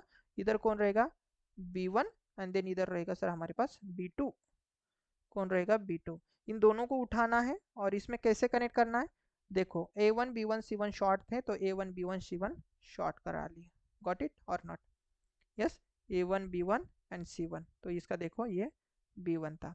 अब देखो मैंने क्या बोला था कि इसके ऊपर एक सीधा सीधा टाइम वर्टिकल लाइन ड्रॉ कर लो भाई, इसके ऊपर सीधा सीधा इस नो नॉट नो इस सॉरी रेफरेंस पॉइंट पर, या फिर मैं बोल सकता हूँ इस न्यूट्रल पॉइंट पर सीधा सीधा एक वर्टिकल लाइन डाल दो।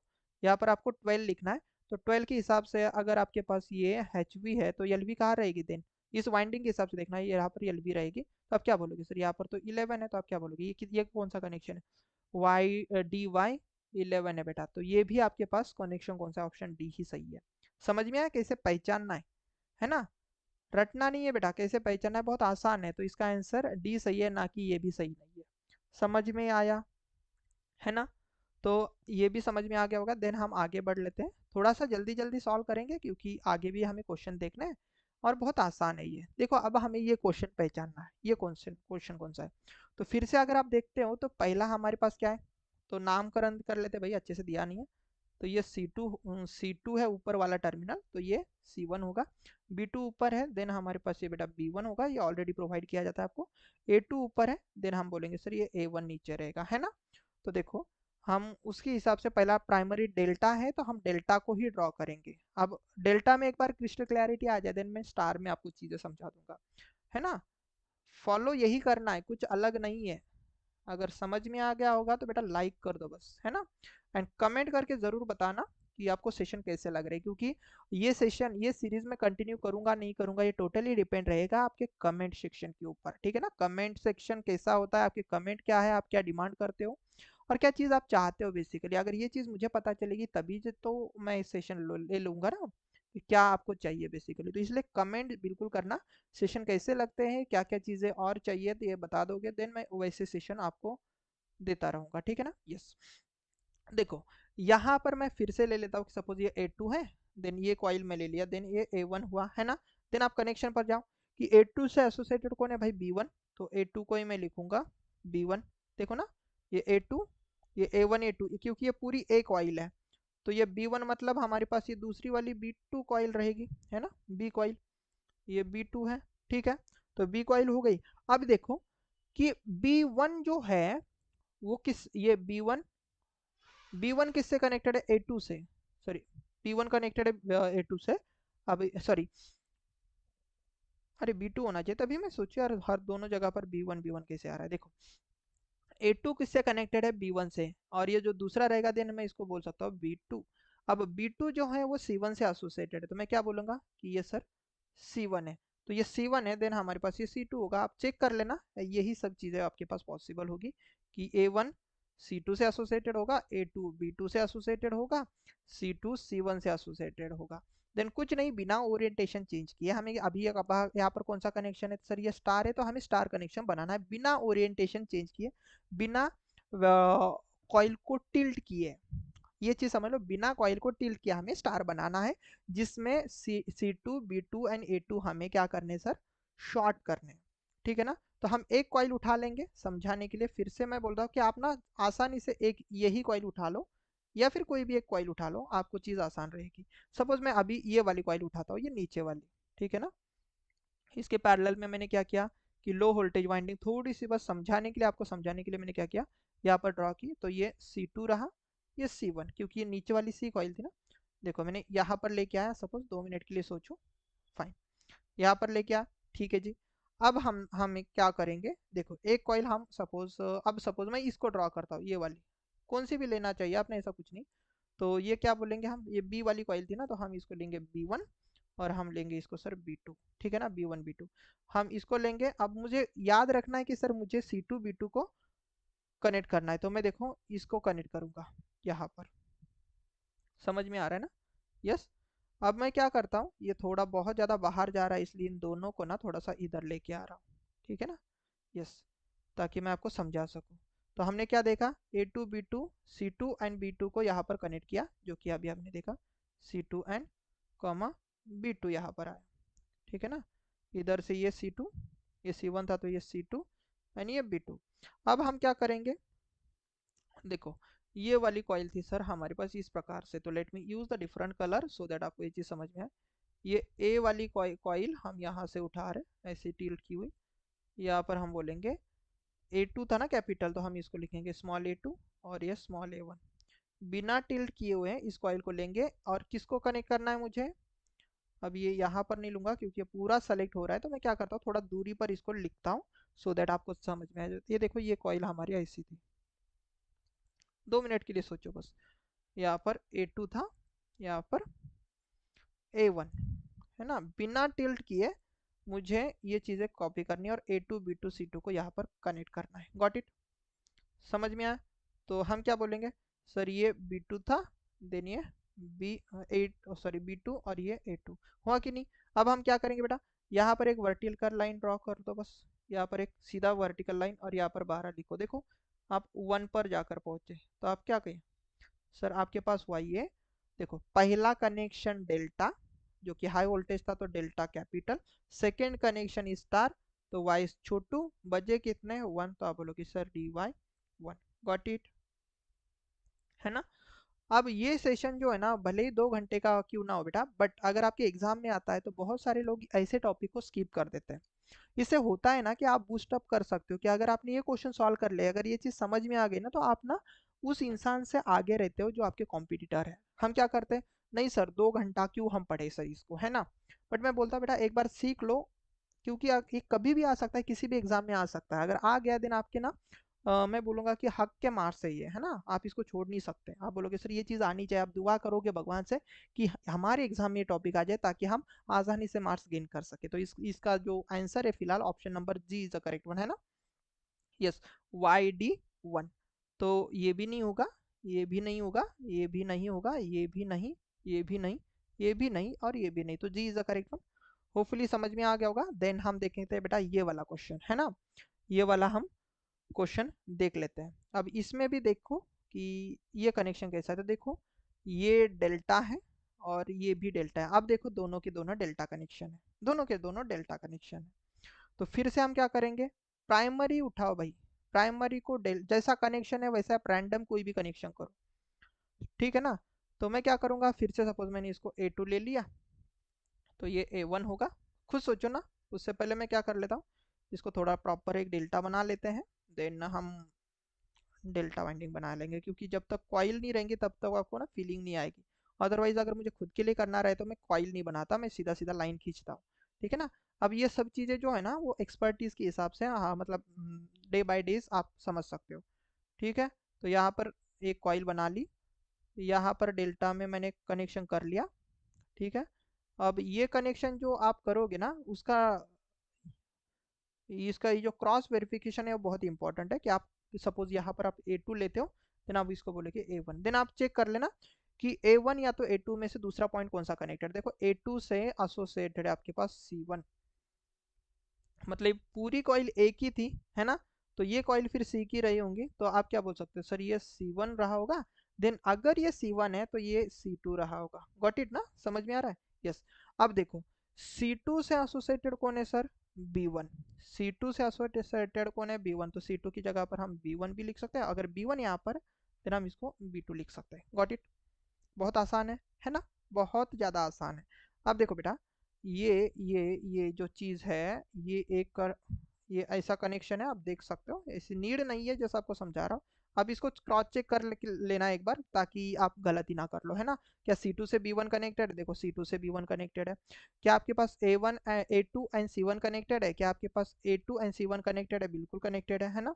एंड देन लास्ट चेक करना A1 एंड B2 कनेक्टेड है क्या, देखो A1 एंड B2 कनेक्टेड है, बिल्कुल कनेक्टेड है ना। देन आपको क्या करना है, देखो अब यहाँ पर आपको स्टार नहीं बनाना है, यहाँ पर आपको फिर से डेल्टा ही बनाना है। और ये भी बहुत आसान है, जैसे आप स्टार बनाते थे ना वैसे यहाँ पर आपको डेल्टा ही बनाना है। और बिना ओरिएंटेशन चेंज किए आप क्या करो, एक कॉइल उठाओ भाई, मैं तो बोलता हूँ आप ए वाली कॉइल सबसे पहले उठाओ, ये आपको आसानी देगी। तो मैंने एक ही कॉइल उठाई। अब देखो मैं आपको ना सीधा सीधा यहाँ पर ड्रॉ ही करके बताता हूँ। सपोज ये ए था, ठीक है। तो ये A2 था, एंड देन उसकी कॉइल कौन सी रहेगी सर, A1 रहेगी। मतलब ऐसा सोचो यार कि ये वाली कॉइल मैंने यहाँ से उठाई और यहाँ पर लेके आया, ठीक है। अब ध्यान से देखो, अब ध्यान से देखो, ये हमारे पास चीज़ बनी है। अब आपके दिमाग में चलो वो चीज़ छोड़ दो, नहीं तो आप कंफ्यूज हो जाओगे। नहीं तो मैं एक तरीका बताने वाला था आपको, ठीक है ना। एक और एक तरीका आपको बताने ही वाला था। अब देखो क्या होगा, ध्यान से देखना, ध्यान से देखना। A2 A1, अब आपको क्या करना है, यहाँ से एक कॉइल उठाओ सपोज, ये नीचे वाले के पैरेलल में, ये इसको B2 बोल देना और इसको B1 बोल देना, है ना। B1 जैसे कैपिटल, ये देखो जैसे कैपिटल लेटर थे ना वैसे स्मॉल लेटर बनाकर करना है। अब आपको ये चीज जब इधर लेके जाओगे तब आपको सबसे पहले ये छोटे वाले, ये जो नेक्स्ट वाला कनेक्शन है ना, सेकेंडरी का जो कनेक्शन, उस पर ध्यान देना है। देखो आप सपोज A2 को ज्वाइन करने जा रहे हो, तो A2 या तो फिर A1 को जो ज्वाइन करना चाह रहे हो वो बी का कौन सा कनेक्शन एक बार चेक कर लेना। देखो यहाँ पर जो चीज दी गई है, ये ऐसा कनेक्शन होना चाहिए बेसिकली, यहाँ पर दिया नहीं क्या, ठीक है। यस। अब देखो, आपके पास B1 एंड A2 कनेक्टेड है, B1 एंड A2 कनेक्टेड है sir, B1 and A2 connected है। तो आप क्या करो, यहाँ से कॉइल उठाओ, B1 एंड A2 को कनेक्ट करो, B1 एंड A2 को कनेक्ट करो। तो देखो B1 एंड A2, ये देखो यहाँ पर कनेक्ट हो गया, समझ में आया ना। B1 एंड A2 बिना ओरिएंटेशन चेंज किया ऐसा मैंने ले लिया, देखो घुमाया नहीं इसको, मतलब ऐसे घुमाया नहीं बेटा, बिना ऐसे घुमाए लेके जाना है ना, बिना ऐसे घुमाए लेके जाना है। B1 एंड A2 कनेक्ट करना है, तो देखो B1 एंड A2 कनेक्ट हुआ। ठीक है। अब अब आपको देखो ये डेल्टा ही बनाना है, तो डेल्टा आपका ऐसा ही होगा। तो आप तीसरी कॉइल आप ऐसे ही कनेक्ट करके देखो बहुत जल्दी से, अदरवाइज आप ऐसे भी कर सकते हो, आप इसके पैरेलल में एक लाइन लोगे, देन आप चेक करोगे, ऐसा भी कर सकते हो आप चाहो तो। देन आप इसको C1 बोलो, देन C2 बोलो, आप देखना, सॉरी C2 बोलो। अब वहां पर ही परफेक्ट बैठेगा जहां पर मैंने अभी बिठाया था, है ना। तो देखो ये यहाँ पर ही जाकर बैठा। Got it. ठीक है ना। यस और नो। यस। चलो मैं ये आपको समझा ही देता हूँ। सपोज ये C वाली कॉइल आपने उठाई बच्चा, है ना। तो ये C1 था, ये C2 था, आपने क्या किया, इसको यहाँ से उठाया और यहाँ पर देखो परफेक्टली बैठ रहा है, C1 and C2। Got it. C1 and C2, ये कौन था। यस। देखो A1 C2 कनेक्टेड है क्या, A1 C2 कनेक्टेड है क्या, बिल्कुल है सर, है ना। देन B2 C1 कनेक्टेड है क्या, B2 C1 कनेक्टेड है, बिल्कुल है सर, है ना। देन सर हमारे पास B1 A2 कनेक्टेड है क्या, B1 A2 कनेक्टेड है क्या, बिल्कुल है सर, है ना। तो आप ऐसे भी क्रॉस चेक कर सकते हो। अब देखो बेटा, आपको एक चीज समझ लो, बस एक चीज समझ लो कि आप इसको रेफरेंस ले लो। तो आपका ये सेंटर ये था, आप वर्टिकल में एक लाइन लोगे ना, मैंने क्या बोला था, वर्टिकल में यहाँ पर 12 पुट कर दो। आपका देखो ये ऊपर सेंटर था, अब आपके पास सेंटर नीचे आया। कितने बजे भाई, घड़ी घड़ी में कितने बजे। एच वी यहाँ पर है। अब ये एच वी मतलब यहाँ से देख लेना, तो ये एच वी है। और एल वी का, तो एल वी का सेंटर किधर गया, तो एल वी का सेंटर देखो नीचे गया। प्लीज रिमेंबर दिस थिंग कि एल वी का सेंटर बेटा आपके पास नीचे गया। तो अब आप बोलो ना कितने बजे घड़ी में, तो आप बोलोगे सर आपके पास बेसिकली ये सीन चल रहा है कि एच वी 12 पर है, एंड जो एल वी है, एल वी है सर वो 6 पर है। Got it. तो कितने बजे ये, तो आप बोलोगे सर बेसिकली ये D D, capital B capital D, क्योंकि primary delta, secondary is also delta, 6 बजे तो हम लिखेंगे 6। तो इसका आंसर क्या होगा, DD6। Got it. DD6 E is the correct one. बाकी सभी आंसर रॉन्ग हो जाएंगे आपके। Got it. बाकी सभी आंसर आपके रॉन्ग हो जाएंगे, एक ही आंसर इसका सही है ना। अभी ये जो मैं तरीका बता रहा हूँ ना, ये बेटा बहुत अच्छा तरीका है, इसको बस समझ लो, एक बार समझ लिए देने क्वेश्चन बहुत आसान है। चलो नेक्स्ट क्वेश्चन देख लेते हैं। अब इसमें पहचानना है कि ये देखो, क्या करना है। ठीक है। इसमें भी आपके पास कौन सा कनेक्शन है, दोनों भी डेल्टा डेल्टा। तो मैं थोड़ा सा फास्टली बताता हूँ अभी। तो देखो प्राइमरी डेल्टा है, तो मैं डेल्टा ही बनाऊंगा, है ना, डेल्टा ही बनाऊंगा। तो इसको सपोज मैं A2 मान लूँ, इसको सपोज मैं A1 मान लूँ। देखो मैं कितना फास्ट करूंगा अभी। तो A2 किससे एसोसिएटेड है, C1 से, तो ये C1 टर्मिनल होगा। अगर ये C1 है तो हम बोलेंगे इसको C2 है। और C2 किससे कनेक्टेड है सर, B1 से, तो हम इसको B1 भी बोल सकते हैं। प्लीज रिमेंबर जो अभी मैं कर रहा हूँ उस चीज को समझने की कोशिश करना। तो C2 ही मतलब हमारे पास B1 होगा, सॉरी, हाँ B1 होगा। और ये B1 है ना। तो ये वाला चीज हमारे पास क्या होगा, B2 होगा। तो कॉइल आ गई। अब सीधा आप ना इसको बिना ऐसे कॉइल ड्रॉ किया, आप ट्रायंगल ड्रॉ किया ना आपने, आप सीधा सीधा इधर एक कॉइल लेके उठाओ। सपोज ये पहली वाली कॉइल आपने उठाई, ठीक है। ये कॉइल आपने उठाई, इसको आप क्या बोलोगे, स्मॉल लेना, इसको आप क्या लोगे, A2, इसको लोगे आप A1। ठीक है। एज इट इज जैसी यहाँ पर कॉइल थी, एज इट इज यहाँ पर लेके आओ। ठीक है। अब दूसरी कॉइल लेके आओ भाई। अब इधर से सपोज आपने ये बी वाली कॉइल लेके आए, यहाँ पर B2 बोल दिया और यहाँ पर B1 बोल दिया, इन दोनों को कॉपी करो। और नीचे वाला कनेक्शन देखना भाई, नीचे वाला B1 एंड B2 A1 से एसोसिएटेड है। लिसन, B2 A1 से एसोसिएटेड है, तो आपको भी वही करना है कि B2 A1 से एसोसिएटेड करना है। तो B2 A1 से एसोसिएटेड इसी प्रकार से हो सकता है, किस कोई भी दूसरा कनेक्शन नहीं, ऐसे ही कनेक्ट होगा, है ना। सॉरी सॉरी, B2, एक सेकंड, B2 A1 से एसोसिएटेड ऐसे ही कनेक्ट होगा, देखो ना। B2 है यहाँ पर, ये देखो यहाँ पर B2 और यहाँ पर A1, तो B2 ऐसे ही एसोसिएटेड होता है A1 से। ठीक है ना। अब लास्ट कनेक्शन आपको भी पता है ये स्टार है। आप अगर देखना भी चाहो ना तो ऐसे भी कर सकते हो। देखो ये सॉरी डेल्टा है तो डेल्टा ऐसे ही पॉसिबल होगा, देन लास्ट कनेक्शन बेटा आपका ऐसा ही बैठेगा। अगर आप सही हो ना तो परफेक्टली यहाँ पर ही बैठेगा, अदरवाइज आप क्रॉस चेक भी कर सकते हो। ठीक है ना, मुझे पता है मैं सही हूँ। तो देखना B1 यहाँ पर है, वैसे लिखने की भी जरूरत नहीं। तो B1 से एसोसिएटेड ये C2 होगा, एंड C2 का C2 ये है तो हमारे पास ये C1 होगा, जो कि C1 आपके A2 से एसोसिएटेड होगा, बिल्कुल C1 आपके A2 से एसोसिएटेड होगा। आप ऐसे भी इसको कनेक्ट कर सकते हो। Got it? यस। अब देखो भाई साहब, ये देखो, अब यहाँ से देख रहे हो तो एक वर्टिकल लाइन ड्रॉ कर लेना, मैंने अभी अभी बोला था, जो आपको 12 पर दिखानी है। और देखो ये सेकेंडरी का भी, ये एलवी का सेंटर यहाँ पर ही है, इसका भी ऊपर ही था, तो हम क्या बोलेंगे सर, ये डी डी जीरो है सर। समझ में आया? 0 o'clock 12 o'clock, तो इसका आंसर क्या होगा? D0। Option C is the correct one. समझ में आ रहा है?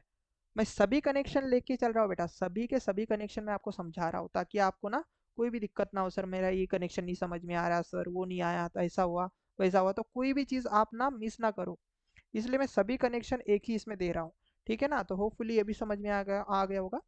अब हमारे पास बचते हैं मेरे हिसाब से दो ही कनेक्शन, और वो स्टार स्टार वाले हैं। अब देखना स्टार में भी कितने आसान है। ठीक है ना, स्टार में भी कितने कितने आसान है। और यस, इसमें दो कनेक्शन मेरे हिसाब से मैंने मिस किए रहेंगे, जो आपके लिए होमवर्क रहेंगे। अभी एक स्टार स्टार है, तो स्टार स्टार ना क्या करना, जैसे आप स्टार निकालते हो वैसे आप स्टार स्टार करके देखो। Let me draw in a proper way.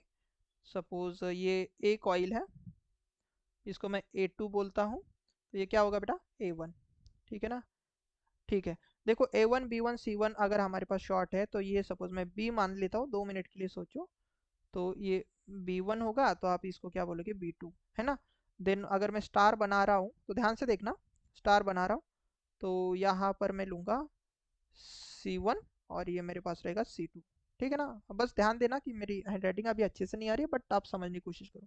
Second पे आपको क्या करना है बेटा, स्टार ही बनाना है। सेकेंड में भी स्टार करना है, जिसके A1 B1 and C1 short करने हैं।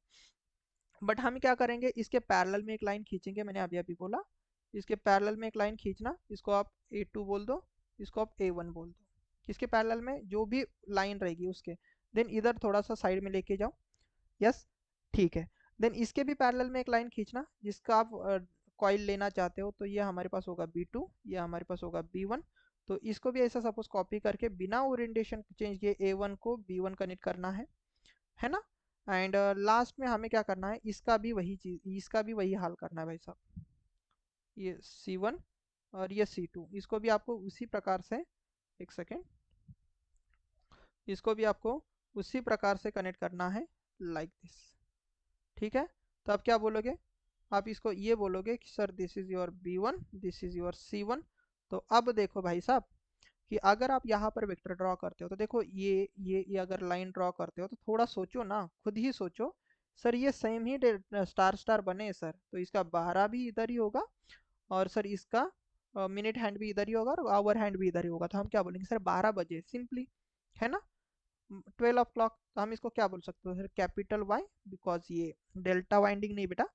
अब इसको ये चीज़ थोड़ा सा अभी अवॉइड कर लो, क्योंकि मैंने क्या किया, क्योंकि ये स्टार वाइंडिंग है ना, हाई वोल्टेज वाइंडिंग, ये डी नहीं है, वाई वाइंडिंग बोल सकते हो, और ये हमारे पास स्टार ही है। ठीक है ना, तो आप इसको क्या बोल सकते हो, ये डी नहीं है फिलहाल, तो हमारे पास ये स्टार वाइंडिंग है। कौन सी है, वाई वाइंडिंग। ठीक है, वाई वाइंडिंग आप बोल सकते हो। ठीक है, अब यहाँ पर भी आप ये वाई का डी कर लेना, वॉट एवर जो भी है। अब इसमें आप, मैं फिर से पीछे पीछे जाकर ये चेंज नहीं करने वाला। तो इसका आंसर क्या होगा सर, वाई वाई और ये जीरो सर। तो इसका आंसर क्या होगा, वाई वाई जीरो। देखो मैंने बोला था ना कि दोनों अगर सेम सेम कनेक्शन है, या तो जीरो या तो 6, यही पॉसिबल है बेटा। तो वाई वाई जीरो मतलब ऑप्शन बी। ये भी नहीं, ये भी नहीं, ये भी नहीं, ये भी नहीं, ये भी नहीं, ये भी नहीं, और ये भी नहीं। तो आप देख सकते हैं सर ये वाई वाई जीरो कनेक्शन है। चलो मेरे हिसाब से और एक क्वेश्चन रहा होगा, उसको देख लेते हैं। एंड उसके बाद मेरे हिसाब से कोई कनेक्शन बाकी नहीं होगा, है ना। दो और दो क्वेश्चन कनेक्शन बाकी है, जो जो आपको खुद प्रैक्टिस करने हैं, ठीक है ना, जो मैं आपको बोलूँगा कौन कौन से। देखो फिर से आपको क्या करना है बेटा, A2 B2 C2 कनेक्ट करने हैं, तो हम स्टार बना लेंगे फटाक से। एंड इसमें कौन कौन से टर्मिनल आपको कनेक्ट करने हैं आप बस देख लेना, मैं थोड़ा सा फ्री हैंडेड ही ड्रॉ कर रहा हूँ।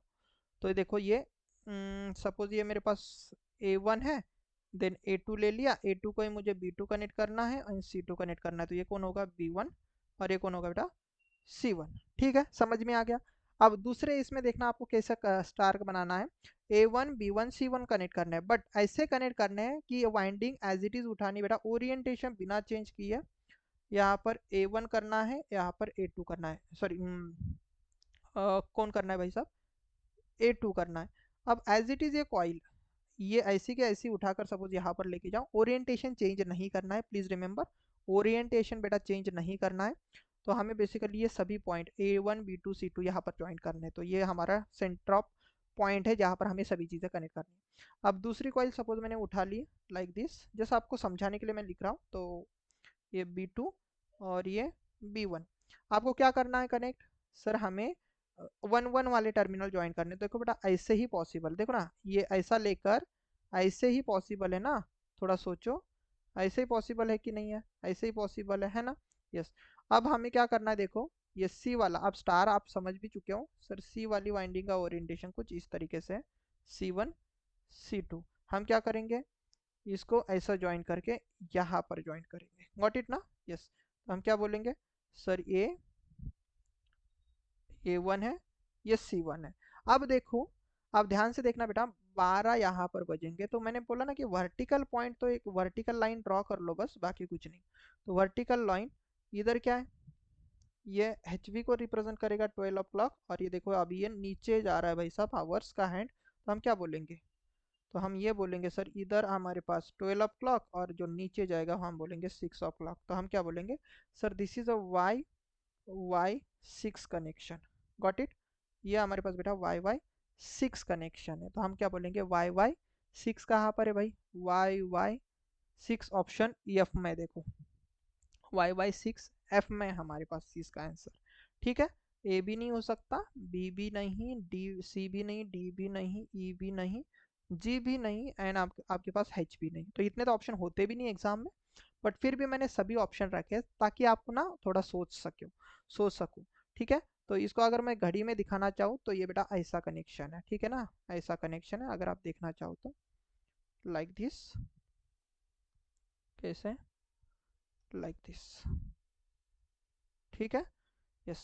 और प्रीवियस वाले में 0 क्लॉक, तो आप यहाँ से सपोज ये इसको हटा सकते हो, किसको, यहाँ से, ये कोई ज़रूरत नहीं है, जैसा आपको समझाने के लिए बस। ठीक है, ये 12 क्लॉक है, तो you can think like this. ठीक है, ओके जी, फाइन, आगे बढ़े। यस। अभी देखो इसके अलावा भी आपके पास और दो कनेक्शन है जो आपको देखने हैं, एक मैं बोलूँगा कि YD एक कनेक्शन है जो कि एक 1 का बनेगा, YD11 का बनेगा, ये दो कनेक्शन आपके लिए होमवर्क के लिए देख लेना कि वो कौन से कनेक्शन रहेंगे, ठीक है ना। यस। अभी देखो यहाँ पर चीज़ें क्या बोली, इस क्वेश्चन को देखो कितने आसानी से हम सॉल्व कर सकते हैं, ये भी अच्छा खासा क्वेश्चन है। 3 phase transformer connected in delta star, कैसे कनेक्टेड है, डेल्टा एंड स्टार ऐसा उन्होंने बोला है। ठीक है ना, तो प्राइमरी डेल्टा है तो हम इसको D एंड स्टार मतलब Y ही लेंगे, तो Y कौन सा लेंगे भाई, स्मॉल लेटर लेंगे, ठीक है ना। इन जनरल हम प्राइमरी हाई वोल्टेज मान लेते हैं, सेकेंडरी हम लो वोल्टेज मानेंगे, तो हम क्या बोलेंगे, डेल्टा स्टार, एक सेकेंड, पता नहीं यार हैंडराइटिंग को क्या हुआ है, अच्छे से लिख लेता हूँ। ठीक है, फाइन। तो देखो डेल्टा स्टार है, तो हम यहाँ पर लिखेंगे डेल्टा स्टार।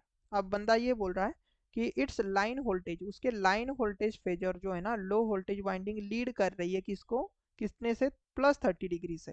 देखो उन्होंने प्लस भी लगा दिया, लीड भी लगा दिया, अब वो लीड लगा देता या फिर प्लस भी लगा देता तभी भी हम समझ पाएंगे, मतलब हुआ क्या। तो देखो बेटा ऐसा समझ लो कि हमें पता है ना कि जो HV वाइंडिंग है वो 12 क्लॉक पर होती है ना, HV वाइंडिंग यहाँ पर होती है, थोड़ा ध्यान से देखना अभी जो मैं बता रहा हूँ, है ना, ये चीज़ समझ लो। HV वाइंडिंग कहाँ पर होती है, 12 क्लॉक पर। और एलवी वाइंडिंग क्या कर रही है, लो वोल्टेज वाइंडिंग लीड कर रही है 30 डिग्री से। अब लो वोल्टेज वाइंडिंग लीड कर रही है 30 डिग्री से, इसका मतलब लीड करना मतलब इधर रहेगा, ये एलवी वाइंडिंग है तो हम क्या बोलेंगे सर, ये 11 होगा यहाँ पर, है ना। तो हम क्या करेंगे सर, 30 डिग्री से लीड कर रहे हैं ना बेटा, लीड मतलब ये एंटी क्लॉकवाइज दिशा, एंटी क्लॉकवाइज दिशा लीड कर रहा है, मतलब कितने डिग्री से, 30 डिग्री से, मतलब 11। तो हम बोलेंगे सर 11 का ये रहेगा सर कनेक्शन। तो डी वाई 11 इसका सही आंसर होगा। आगे क्वेश्चन भी पढ़ने की जरूरत नहीं है, तो उन्होंने वही बोला है कि कौन सा कनेक्शन बेसिकली होगा। तो D Y 11, option C is the correct one. Got it ना, option C is the correct one. तो इस प्रकार से हम इस क्वेश्चन को सॉल्व कर सकते हैं। चलो नेक्स्ट क्वेश्चन देख लेते हैं कि आगे उन्होंने क्या बोला है। उन्होंने ये बोला, which three phase connection can be used a transformer to introduce the phase difference of 30 degree between output and corresponding the line voltage। Output and corresponding line voltage के बीच में, लाइन वोल्टेज के बीच में बेसिकली उन्होंने पूछा है कि 30 degree का angle मुझे क्रिएट करना है। तो 30 डिग्री का एंगल आपको पता है कि हम तभी क्रिएट कर पाएंगे जब हमारे पास कनेक्शन डिफरेंट हो।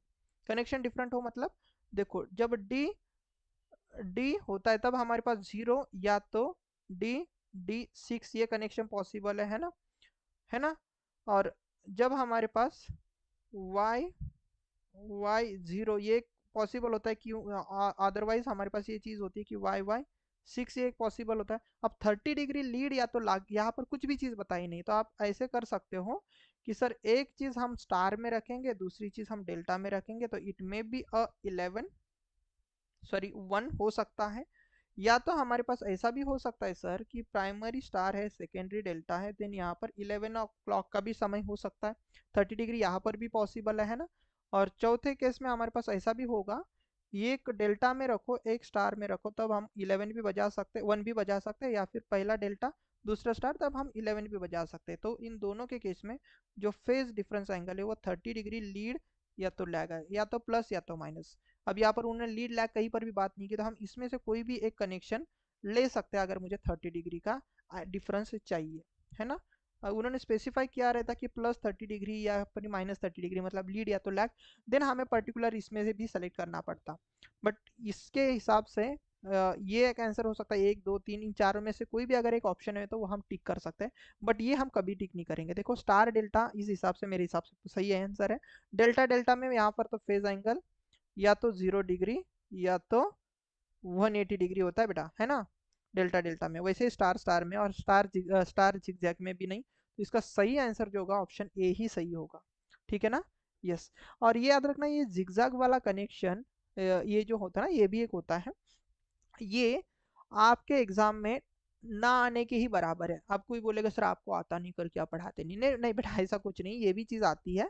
बट प्रॉब्लम ये है कि ये चीज ना के बराबर आती है, आता ही नहीं है आपके पास जिगजैग कनेक्शन। इवन मैं गेट इंजीनियरिंग सर्विसेज की भी बात करूँ तो ये चीज इन जनरल नहीं पढ़ाता कोई भी। इवन तो प्रैक्टिकल में भी, प्रैक्टिकली भी अगर हम देखें तो ट्रांसफार्मर, जिगजैग टाइप की ट्रांसफार्मर स्पेशल ट्रांसफार्मर है, जो कि हम रिक्वायरमेंट अगर भेजे किसी कंस्ट्रक्शन कंपनी के लिए तो वो फिर हमें बना के देते हैं। बट ये इन जनरल डिजाइन ट्रांसफार्मर नहीं होते हैं। तो these are the special transformer, जब हमें ज़रूरत पड़ती है हम इसको डिजाइन करते हैं। इसीलिए ये एग्जाम में भी पूछना ज़्यादातर लोग पसंद नहीं करते। Let's see the next connection. अब ये कनेक्शन उन्होंने दिया है और ये देखो इंजीनियरिंग सर्विसेज में पूछा है, और हमें आइडेंटिफाई करना है कि ये कनेक्शन कौन सा है। तो आप प्राइमरी देख के बता सकते हैं ये स्टार है, सेकेंडरी सर हमारे पास डेल्टा है। तो हम क्या करेंगे, देखो उसमें से ये कनेक्शन में यहाँ पर रिवाइज कर देता हूँ। हम क्या करेंगे, सबसे पहले प्राइमरी को बना लेंगे बेटा। प्राइमरी स्टार बनानी है तो देखो आप ऐसा कर सकते हो, प्राइमरी के कौन से कनेक्शन शॉर्ट है, A1 B1 C1। तो मतलब ये A2 होगा, है ना। और ये सपोज हमारे पास B2 होगा, जस्ट 2 मिनट के लिए सोचो। और सपोज ये हमारे पास C2 होगा, तो उसके कनेक्शन कौन कौन से शॉर्टेड है sir, A1 B1 and C1। अब इनका बिना ओरिएंटेशन चेंज किया, लिसन, इनका बिना ओरिएंटेशन चेंज किया हमें डेल्टा बनाना है। प्लीज रिमेंबर, इनका बिना ओरिएंटेशन चेंज करके हमें डेल्टा ऐसा बनाना है जिसका A1 B2 से कनेक्टेड हो, B1 C2 से कनेक्टेड हो, C1 A2 से कनेक्टेड हो, ऐसा हमें एक डेल्टा बनाना है। हम क्या करेंगे, ओरिएंटेशन चेंज नहीं करेंगे बेटा, ये चीज समझ लो बस कि ओरिएंटेशन बिना चेंज किया हमें अभी डेल्टा बनाना है। तो ओरिएंटेशन किसका नहीं चेंज करना, देखो ये A2 है कैपिटल, तो हम इसको स्मॉल A2 लिख सकते हैं, ये स्मॉल A1 था तो हम इसको स्मॉल A1 लिख सकते हैं। सॉरी कैपिटल A1 था, तो हम इसको सॉल्व कर सकते हैं। अब देखो मैंने यहाँ पर लेके आ, अब मुझे डेल्टा बनाना है। अब ये थोड़ी सी मेरे से क्रॉस हुई चीज़ है, तो मैं इसको थोड़ा सा स्ट्रेट कर लेता हूँ, सो दैट कोई दिक्कत ना हो, ठीक है ना। थोड़ा सा मैंने निकाली हुई चीज़ें क्रॉस है, इसलिए मैंने थोड़ा सा टिल्ट किया, अदरवाइज टिल्ट नहीं करते हैं। देखो अब ये वाली चीज़ कैसे थी, ये कनेक्शन था ना हमारा, है ना। मैं थोड़ा इधर देखता हूँ, बी वाला कॉइल इसी ओरिएंटेशन में था, हम इसको क्या लेंगे बेटा, B2 और B1। अब ये कनेक्ट करने से पहले आप इस लाइन पर थोड़ा ध्यान देना कि सपोज B1 जो है कहाँ पर कनेक्टेड है, तो B1 C2 से कनेक्टेड है। चलो ठीक है, B1 के बारे में C2 हमारे पास है ही नहीं, तो हम क्या करेंगे, B1 C1 छोड़ दो। फिर हम बात करेंगे सर B2 A1 से कनेक्टेड है, B2 A1 से कनेक्टेड है, तो हम कैसे कनेक्ट करेंगे, तो देखो B2 A1 से कनेक्टेड है, तो B2 A1 से कनेक्टेड किस प्रकार से हो सकता है, ऐसे तो नहीं हो सकता। या फिर देखो ना, बिना ओरिएंटेशन चेंज किए B1 A2 से ऐसे ही कनेक्टेड हो सकता है। समझ में आई बात, बी B1 A2 से ऐसे ही कनेक्ट हो सकता है, समझ में आया ना। यस, ऐसे। अब देखो हमारे पास अगर आपको आइडिया होगी तो बस यही चीज बाकी है जो बची हुई, तो जिससे हम स्टार बना सकते हैं। तो ये क्या होगा, देखो B1 C2 से कनेक्टेड है, मतलब ये C2 होगा, देन ये C1 होगा। एक बार चेक करके देखना C1 A2 से कनेक्टेड है क्या, हाँ बिल्कुल भी है। तो अब क्या करना, यहाँ पर भी देखो बेटा, इस सेंटर में जाना, सेकेंड जो डायग्राम बनती है उसके हिसाब से आप आंसर दे सकते हो। यहाँ पर आप ना एक वर्टिकल लाइन ड्रॉ करो, जिसे आप क्या बोल सकते हो, 12 ऑफ क्लॉक।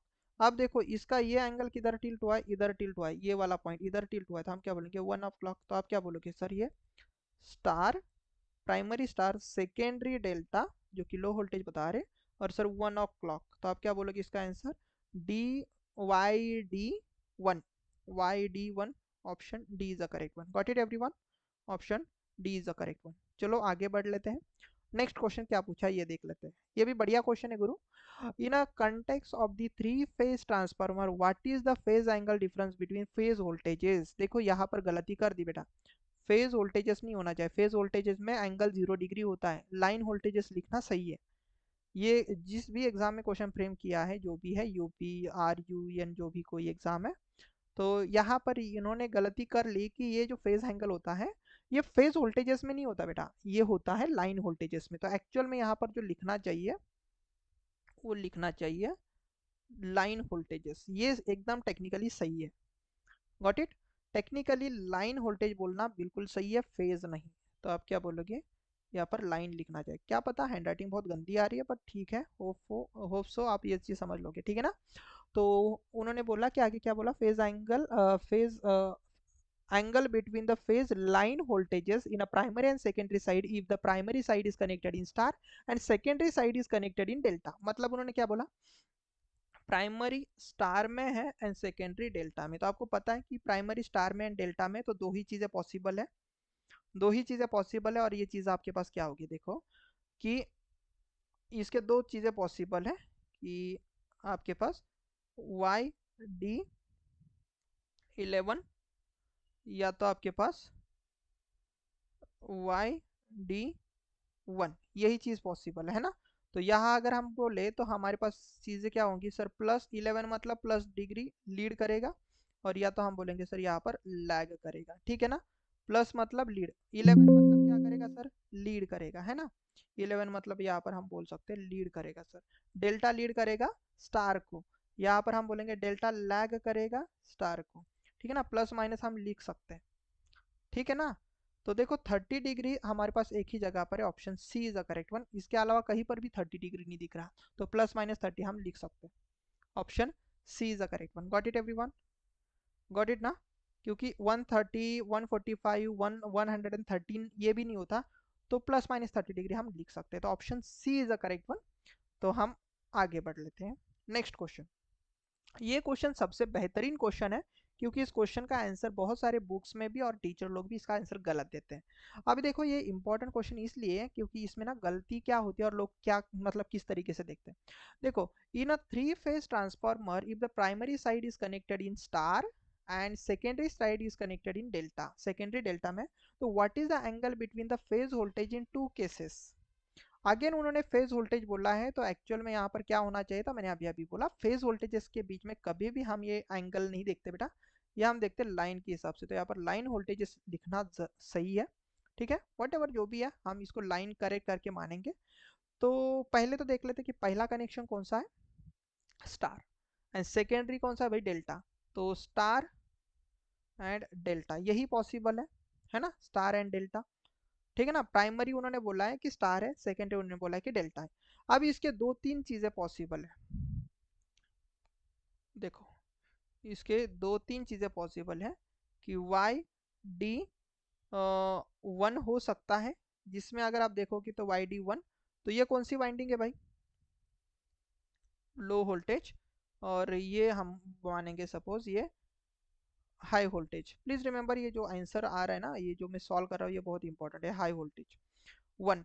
तो हम क्या बोल सकते हैं, वन ऑफ क्लॉक में अगर हम एचवी को रेफरेंस माने, एलवी को क्या माने बेटा, एचवी को रेफरेंस माने, एलवी को क्या माने हम, क्या माने हम, सपोज उसके रिस्पेक्ट में वैरी होने वाली अगर सपोज वेक्टर मानते हैं, तो हम क्या बोल सकते हैं, यहाँ पर मैं कमेंट लिख सकता हूँ कि सर ये सपोज मैं इसको रेफरेंस मानता हूँ पहले केस में, पहले केस में मैंने इसको रेफरेंस मान लिया, 2 मिनट के लिए सोचो, इसको रेफरेंस मान लिया, तो आप क्या बोलोगे, ये एक रेफरेंस आ गया, एक सेकेंड, इसको मैंने रेफरेंस मान लिया। अब देखो क्या होगा, तो आप क्या बोल सकते हो कि एल वी लैक्स वन बचा है ना बेटा, लैक्स, एल वी लैक्स, एक सेकेंड अच्छे से लिखता हूँ, L V lags H V by कितना डिग्री, कितना डिग्री सर, आप बोलोगे सर 30 डिग्री, या फिर आप -30 भी लिख सकते हो, क्योंकि लाइक को हम 30 से भी दिखा सकते हैं। तो ये पॉइंट हो गया इसके करस्पॉन्डिंग, ठीक है ना, ठीक है, ऐसा हो गया। अब दूसरा इसका एक पॉसिबिलिटी एक हो सकता है, ध्यान से देखना, ऐसा भी हो सकता है ना कि it may be a Y D 11 भी हो सकता है ना, ऐसा भी हो सकता है। तो अगर हमारे पास एच वी है और ये हमारे पास एल वी है, अब मैं फिर से क्या करता हूँ भाई साहब कि इसको रेफरेंस मान के चलता हूँ, ठीक है, इसको रेफरेंस मान के चलता हूँ। अब यहाँ पर मैं क्या कमेंट कर सकता हूँ, तो यहाँ पर आप ऐसा भी कमेंट कर सकते हो, ऐसा भी कमेंट कर सकते हो कि just like this will be a L V leads H V by +30 degree, ठीक है ना।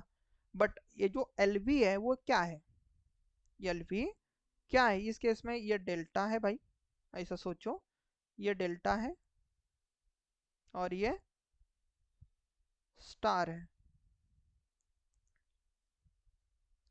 ये स्टार था, और ये क्या था, एल वी क्या था हमारे लिए, डेल्टा ही था, और ये भी हमारे लिए स्टार ही था। तो हम क्या बोल सकते देखो कि डेल्टा लीड्स -30 डिग्री, बराबर, ध्यान से सुनो अभी जो इसका आंसर है, delta leads the +30 degree, delta lead कर रहा है क्या, तो +30 डिग्री से, बिल्कुल ये देखो डेल्टा लीड कर रहा है 30 डिग्री से, ठीक है ना, डेल्टा लीड्स दी 30 डिग्री, ऐसा हम बोल सकते हैं, या तो delta lags the star by -30 degree, हम ऐसा भी बोल सकते हैं, delta lags the 30 by -30 degree. तो A and C are the correct answer, got it everyone, delta side lags the by, sorry delta side हम ऐसा लैग भी लिख सकते हैं -30 डिग्री से, तो ए एंड सी भी सही है। बट बेटा अगर हम रेफरेंस चेंज करें, इसका आंसर देखो ए एंड सी अभी हमारे पास बिल्कुल सही है, बट अगर हमने सपोज ऐसा किया कि रेफरेंस हमने एलवी को ना लिए एचवी को लिया, तो रेफरेंस चेंज किया ना, तो बेटा ये इसको मैं ऐसे भी लिख सकता हूँ, if the reference is change, please remember अभी मैं जो लिख रहा हूँ वाई डी, बट रेफरेंस देखो ना, इन जनरल जो रेफरेंस चेंज किए तो देन हमारे पास ये दोनों भी आंसर आते हैं, मैं आपको बता दूं, बट मैं आपको और ज़्यादा कंफ्यूज नहीं करना चाहता। इन जनरल रेफरेंस जो लिया जाता है वो एच वी साइड लिया जाता है, एच वी साइड लिया जाता है, मतलब प्राइमरी साइड हम in general H we side मानते हैं। तो इस हिसाब से इसका जो सही आंसर होना चाहिए ऑप्शन ए भी एंड सी भी सही है बेटा, ए एंड सी बिल्कुल सही है। अदरवाइज अगर आप सपोज एच वी को रेफरेंस, सॉरी एलवी को रेफरेंस ले लोगे, देन आपके पास सी भी सही है, डी भी सही आता है और बी भी सही आता है, बट इसका फिलहाल तो आंसर ए एंड सी बिल्कुल सही है, ठीक है ना। कुछ कुछ लोग इसका आंसर ऑल ऑफ दी अबो भी दे देंगे, यस, समटाइम्स अगर आप उस हिसाब से भी देखोगे तो, बट फिलहाल मैं इसका आंसर अभी दे रहा हूँ, option A and C is the correct one, ठीक है ना। Yes, fine. तो याद रखना रेफरेंस क्या लोगे उसके हिसाब से, बट इन जनरल जो हम रेफरेंस लेते हैं वो प्राइमरी साइड को एच वी कंसिडर करके ही उसी को ही रेफरेंस हम ले लेते हैं, जो कि 12 o'clock होता है ना, उसके अकॉर्डिंगली जो एल बी वैरी होती है उसके हिसाब से हम उसको लैग या तो लीड बोलते हैं, जो कि आप पहले में या तो सेकंड में बोल सकते हो। तो पहला हम किसके रिस्पेक्ट में दे, देखो देखो बेटा, ये जो ऑप्शन नंबर ए जो है ना, वो मैं डी वाई डी वन के हिसाब से दे रहा हूँ, क्योंकि मुझे पता नहीं कि कनेक्शन कौन सा है, या तो वाई डी 11 भी हो सकता है या तो वाई डी वन भी हो सकता है, तो इसके हिसाब से मैं बोल रहा हूँ ये आंसर। Got it. यस, तो होपफुली आंसर समझ में आ गया होगा। यस, तो ये सभी क्वेश्चन आए थे आपके फेजर फैक्टर्स के रिस्पेक्ट में इन अ थ्री फेज ट्रांसफार्मर। तो होपफुली आपने सेशन एंजॉय किया होगा। यस, सेशन अच्छा लगे तो आप हमारे यूट्यूब चैनल को सब्सक्राइब कर सकते हो, जिनको सेशन मतलब जिनको हमारे Telegram as well as WhatsApp group join करने हैं, तो लिंक मैं आपको कमेंट सेक्शन में अटैच करा दूंगा, सो दैट आप इजीली हमारे दोनों भी चैनल सॉरी दोनों भी जो ग्रुप है व्हाट्सएप एंड टेलीग्राम ग्रुप्स को आप ज्वाइन कर सकते हो, ठीक है ना। सेशन अच्छा लगे तो आप अपने दोस्तों के साथ इसको शेयर कर सकते हो, अगर कुछ सजेशन रहेगा या फिर सेशन कैसे लगा इसके बारे में आप कमेंट कर सकते हो। और एक चीज़ कि बेटा, अगर सेशन अच्छा लगा है तो मुझे कैसे समझ में आएगा, तो because of due to your likes. तो अगर सेशन अच्छा लगता है तो काइंडली डू लाइक्स, एंड उसके साथ साथ ही सब्सक्राइब करना तो मैंडेटरी है ही ना, है। यस, एंड ये जो सीरीज है बेसिकली, वैसे तो मैं बीएमसी के लिए बोल रहा हूँ, but this is not only for the BMC, but अगर आप जनको, ट्रांसको या फिर डिस्कॉम या फिर कोई भी एई जेई की एग्जाम का प्रिपरेशन कर रहे हो, तो आपको ना ये सेशन बहुत ज़्यादा हेल्प करेंगे, ठीक है ना। तो उम्मीद करता हूँ आज का सेशन अच्छा लगा होगा, हम जल्द ही मिलेंगे नेक्स्ट सेशन में। Till then take care and bye everyone.